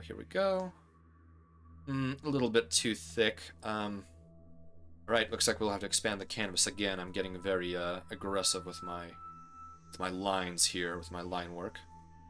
Okay. I should have also adjusted this stream to be art tag, but we're still technically designing mechs, so I think this is okay. Alright, let's hit done on that. Alright, let's get rid of this pelvis. I think it is beginning to irritate me. Let's use the wide select. Go. I don't know if any of my wingmates here have issues figuring out how to do a pelvis for a mech design. Ooh, this is getting a little too lanky, but I think that's fine. We'll zoom out and check it out. But I definitely struggle with figuring out how to do a proper linkage without quite a bit of brainstorming. Let's see, back to the brush. Are we on erase? No, we are simply in the wrong selection. Okay, there we go. You usually hide it under a skirt. Yeah, that's a good way of doing it. But I am trying to challenge myself here. Alright, that's a little too small, but that's fine. And since we're going fully classic here, let me draw the oblong connector with a foot pivot. I know this kind of is not realistic because then the left to right motion is totally lost, but we're gonna assume that, ooh, you know what? Let's break out of that issue of Battletech. Let's have a crosspin here. We're straight up running universal joints. This is absolutely awful design, but I think we will represent it as such. There we go, there we go. We have universal joints on the feet. Let's stretch this out. Gribbity grabbity. Scality waility. There we go. Acceptable.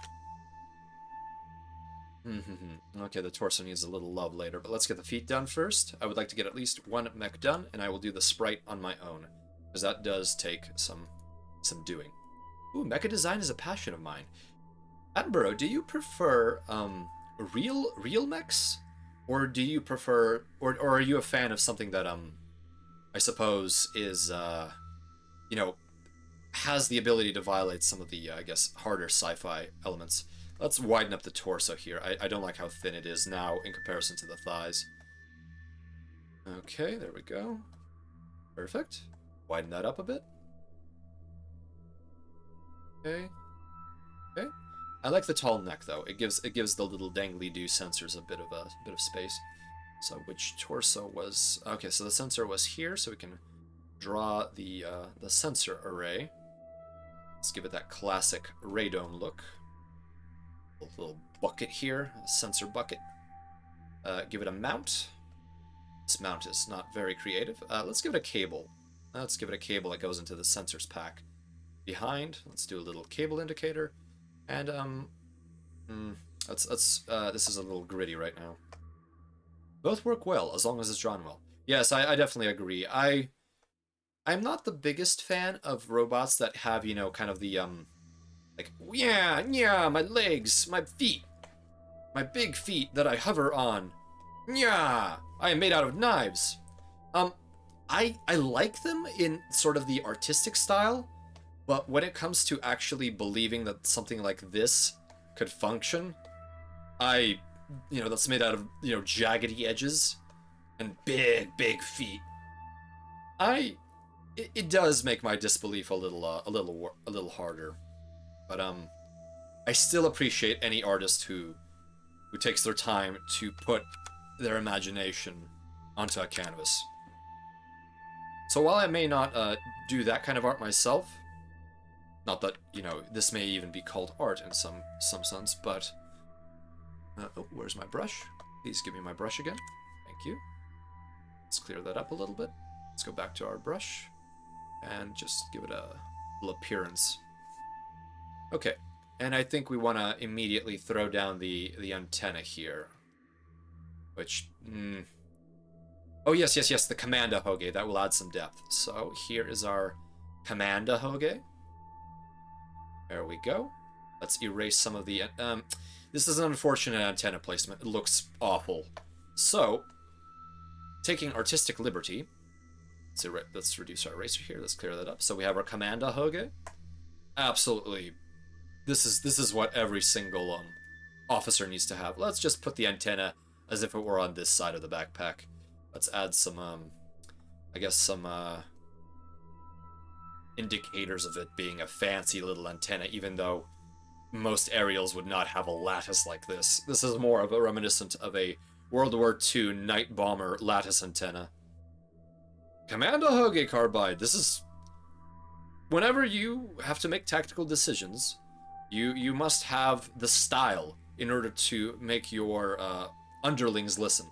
Oh, we have an absolute cluster F here, so let's clean this up a little bit. I think it is ruining my day. Scrapey, scrapey, scrapey, removey. Excellent. Alright, let's clean that up, clean it up, clean it up. Here we are. Back to the brush. Thicker lines to give it that emphasis, that weight.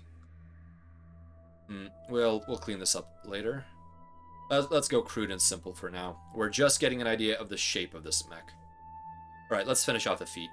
Add psychological damage to enemies. Yes, it probably does. It's very intimidating. Ooh, I do not like this line that I added. Let me erase that. There we go. I think that, I think it's also usable as a melee weapon. If I had the tonnage and the space for it, I could have perhaps portrayed this as a spike weapon. And a spike in BattleTech terms, essentially if you hit an enemy with a charge attack, the spikes do damage. Although I'm not certain that the head is involved in any of that. Also, it reduces melee damage. So that's quite the benefit. Okay, let's see here. Let's make a classic mech foot. Let's just continue this particular, like, extrusion design, for lack of a better descriptor for it. Okay, there's our foot. Let's add a pivot point. So let's add a disconnect here, because I think feet not pivoting is one of the big atrocities of mech design. Let's add an unusual number of pivot points. So we can assume that this dark area is some kind of a flexible membrane covering it, so that gunk doesn't get into it. Then we can add the back. There we go. Okay, I think that's a very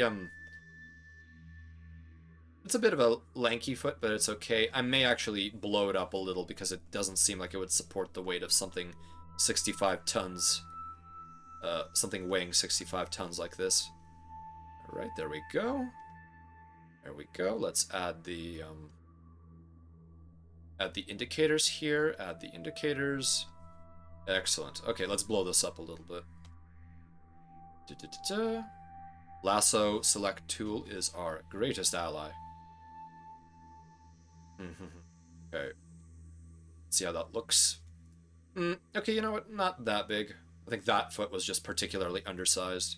There we go. Excellent. Kind of looks ski-like. I like it. Yeah, a little bit. He's, yeah, if it was a little bit longer, it would look like clown shoes or skis, but... Okay, let's do a bit of zoom out.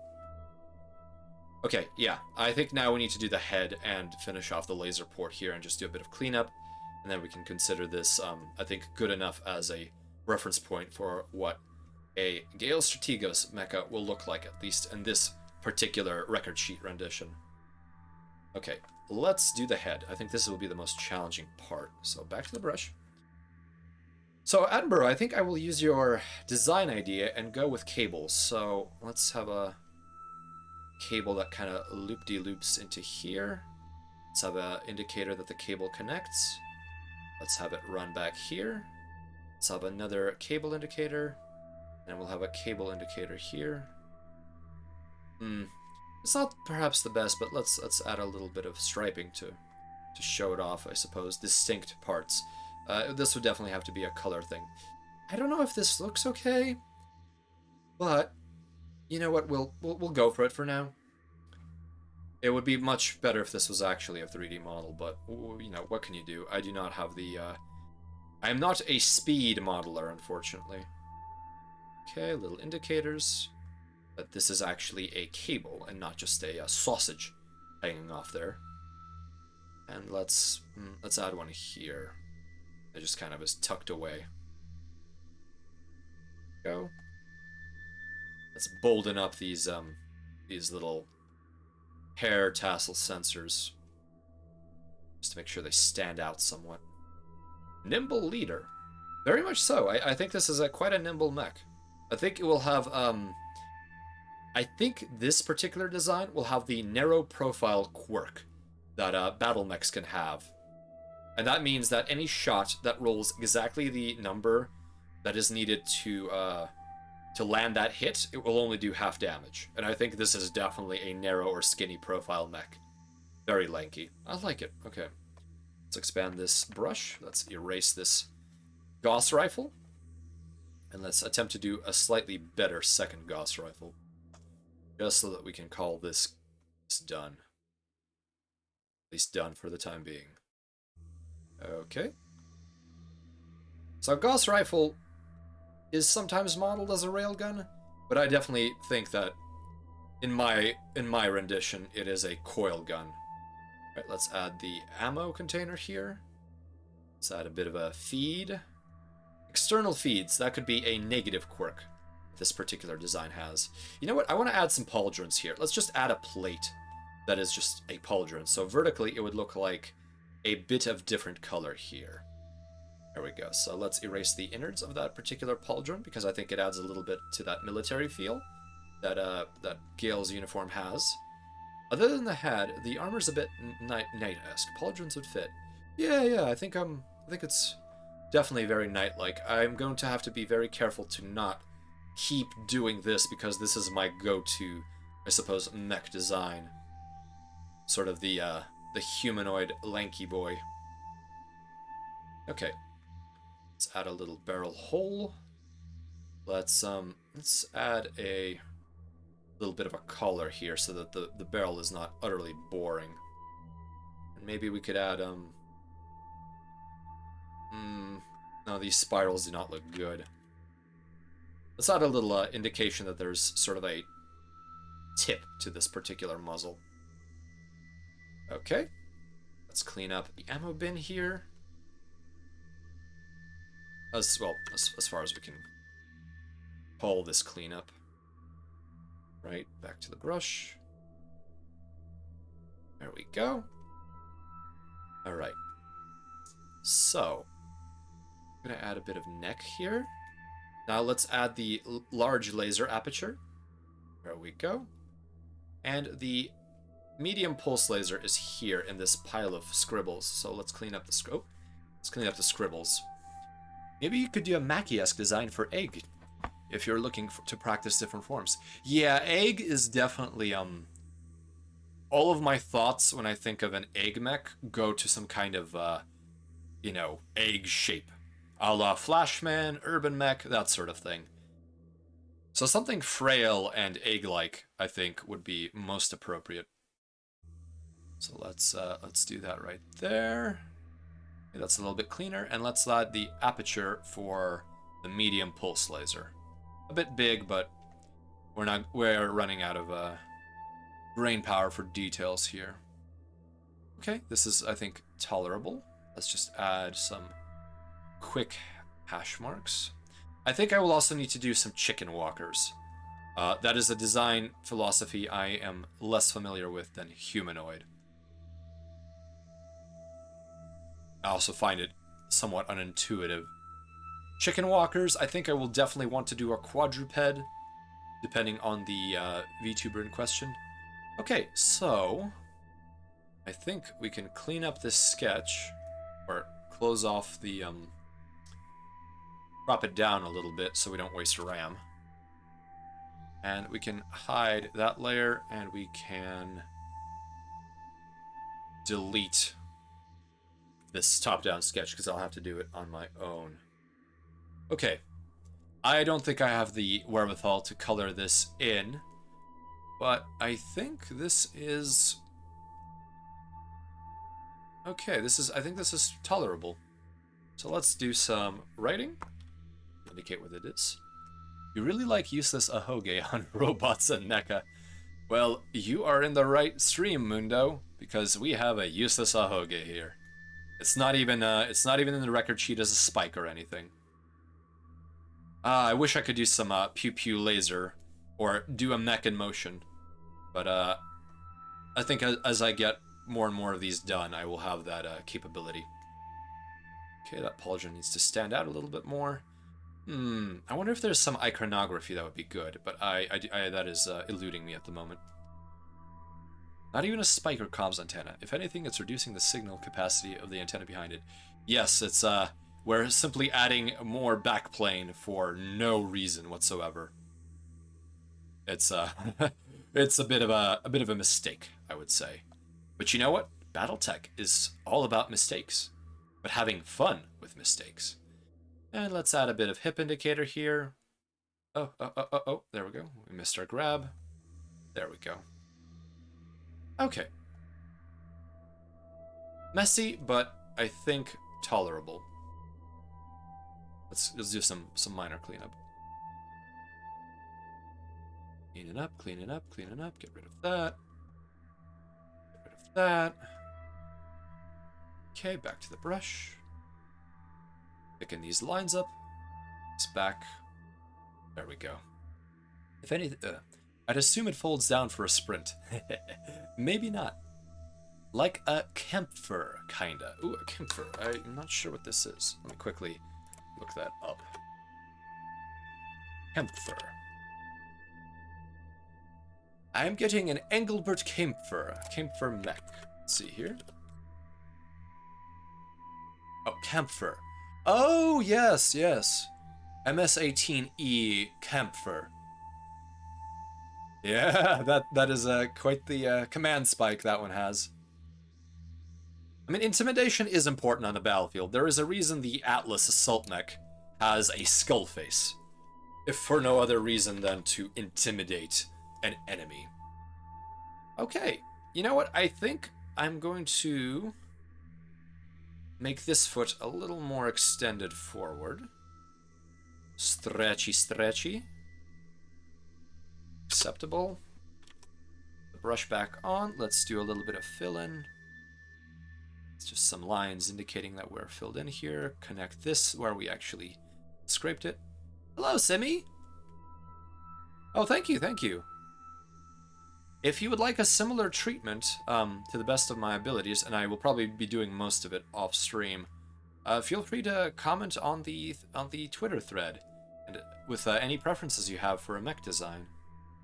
Okay, I think I will not set any precedents and go any further because I will be sorely overwhelmed. I love some art reps, but I cannot put too much effort into any of these mechs at a time. Maybe extend them out the back too. They would mirror the length of the Gauss cannons. Well, let's see here. So if the foot... So what I'm thinking is when the foot is going forward, so here it is, here's the thigh, here's the knee joint. If it's doing this, we also don't want to go a little too clown shoes backwards, because then this will impact the ground first. So it's a little unrealistic, but I mean, in general, I don't even know if this is the kind of foot design I would go for. I think more of a claw would be one thing. But it definitely, I think, is in line with BattleTech aesthetics, especially the undersized feet. Let me clear off this garbage that I've splattered across the screen. Okay, so this barrel is on line. We have our line. We have our line. We vaguely have our line. You know, that's tolerable. Okay, and with that, I think I will stop with this sketch because I think I have enough to do the vertical sprites.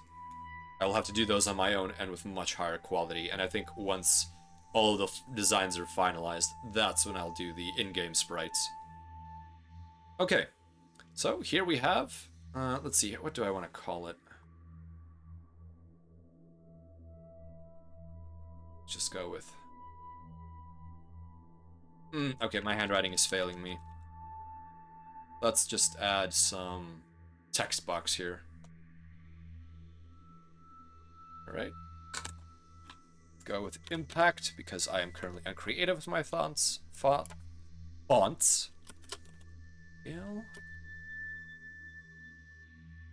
And what was the model number I used for this? Model number was GLSR-X. We may probably redo that. GSR. Oh, whoa, what did I do there? What name did I pick? GLSR. Okay, GLSR-X. Okay, and we'll have black as our font. Save that. Let's expand it. Let's adjust the font size. That's way too small. Oh, vector tools. Okay, I think that's a decent size. Almost too big. Let's make it in 2 lines. And we will center. Okay, I think that is there. Whew. All right, well that is one of the VTuber mechs done. Oh, what have I done? If I'm going to sketch every single one of them, that'll be quite the challenge. So I definitely think that this may not happen, and perhaps in the month of March. It may happen at the beginning of April to get all these assets prepared. But I think I'll just try to hammer these out as time allows. It'll be good practice. Okay. It's also fairly relaxing material for me relative to some of the other games I've been playing, such as Freelancer. That's quite draining. Okay, and with that, I will export this offline and post it on Twitter, and hopefully that'll be helpful. Okay, well let me post some yeah, 2.5 hours it'll probably take some time. Although I will say if I am not doing this in terms of if I reduce the quality a little bit, this may have been a little bit too much effort, especially for the vertical portraits. I think if I design offline, it's a little bit quicker because then I don't have to think out loud.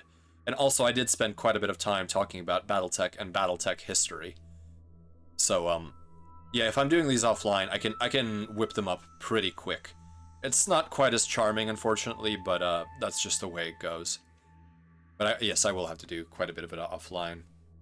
So long-term effort. I should create a new poster with a deadline. So for anyone here, let me throw up some Twitter links for what's been going on so far. Let me go to my my bits here. Let me go to the proper post.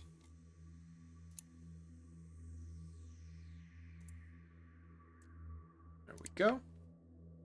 I definitely need a bot for this. Okay, so here is a link to the VTuber thread for mech designs, and I do respond as best as I can. When I am hibernating, I unfortunately can't do that, or when I'm busy or something like that, but I think that's with everyone.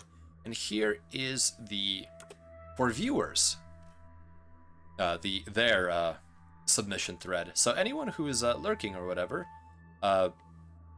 feel free to paste there. Unfortunately, I would like to attach a name to these designs simply because that is easier, and having 8 mechs that get selected that are called anonymous, anonymous wingmate 1, 2, or 3 would definitely be, difficult. If you don't have a Twitter, feel free to message me on Twitch and, just pass along the specifications there. I'm more than open to that, although please be aware I will use your screen name for that. So I know this is a bit, you do have to come out of the shadows if you want to design, but we do need a name for all of these. Okay, I think I will begin to wrap up our transmission here. Let's go to transition is what I'm hitting the button of the day. I'd love to take a stab at any designs you'd crank out, although they might end up not looking TRO-esque. Oh, that's more than acceptable. Yeah, if you wish to add some efforts to helping get these designs out, then I think I'll do a bunch of them as mech record sheets, and then I'll just post them up on a GitHub page, I think, so that anyone can feel free to use them, or draw them or what have you. And I'll pin or put that GitHub link in my profile on Twitter, I believe, and maybe even on Twitch. I think that would be most acceptable. I do enjoy open source, so anyone's free to fork any of these mech designs or just take them outright. It'll be a copyleft license, of course. Not that this isn't copyleft already. Okay. Whew. Well, that was quite something. Well, I hope that everyone who joined in, who lurked, who chatted with me, uh, they enjoyed the hearing a bit of what was going on with these mech designs. I will post all of this up on Twitter as soon as I am able to, once I have recovered a bit. Oh, Headless, you enjoyed the Thor. I love the Thor, and its Inner Sphere cousin, the Thunderbolt. Those designs absolutely deserve the love they get. Thank you, thank you, Gail. Yes, the crab is a fantastic design, and I do love those squat humanoid chassis. I think I definitely was inspired by Gale's uniform full body, and I think if I was to color it, I would have slapped on some oh, hello, Ray. Oh, of course, you no obligation ever to watch a full stream. I'm just doing this for for myself and for anyone who wants a bit of time in this space.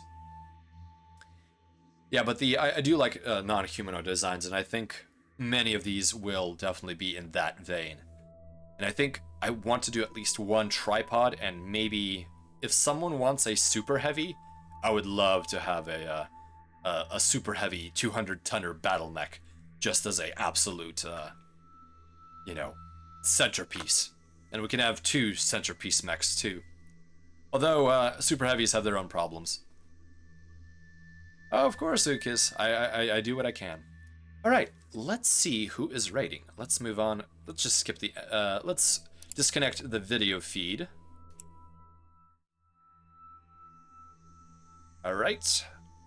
Stopping those transmissions. Excellent. Completed. Let's move on to the credits. So let's see who we can raid today. Oh, before I forget, let's see who followed in the recent past. So I know that folks are coming in and out, but thank you, Guardian Zet, for joining the flotilla, and same goes to you, Yukis. And Zero Resolve, thank you for joining our forces. Oh, thanks, Gale. Okay. You already did me, Sol Pass. Alright, let's see who is active on my IFF transponder list. We have... Ooh, Velik is on. Mao is on. And let's see, Caleb is on. Let's see here, who else is on? Is there anyone on YouTube? Any cross-platform streams that we want? Koopa was online earlier today. Okay, let's see. Mao's doing a watch-along. Ah, okay. Oh, that is a... Let's see here. That is definitely a little more difficult. Oh, I see. Yes, it's in the Discord. Okay. So we have Mao doing a Casablanca watch-along. We have Velik doing Subnautica. And we have Caleb, a new streamer to the scene. We have him doing Loop Hero. So, my dear wingmates, you do cross-platform raids? Based. Oh, Mao's near ending. Ooh, yeah, that might be improprietous. So, wingmates, who would you prefer to raid, or any inputs? I'm pretty much open to all of them.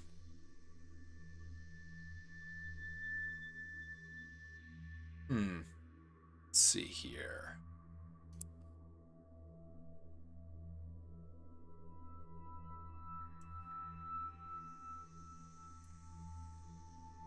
Oh, Peony is on too. Oh, I am.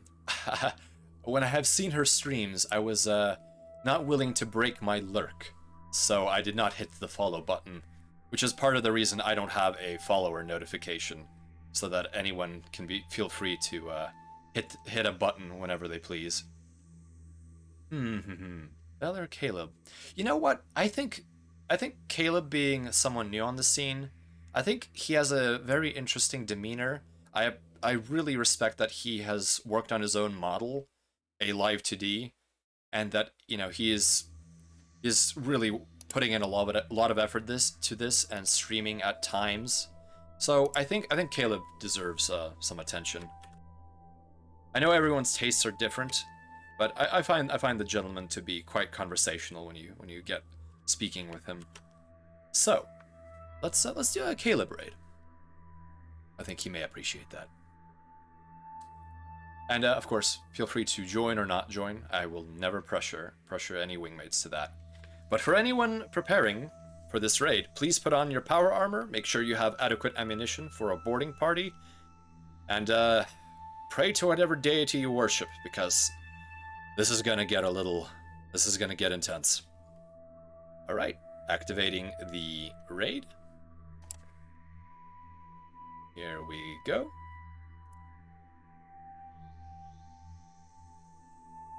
There we go. The raid is active. Excellent, it didn't fail.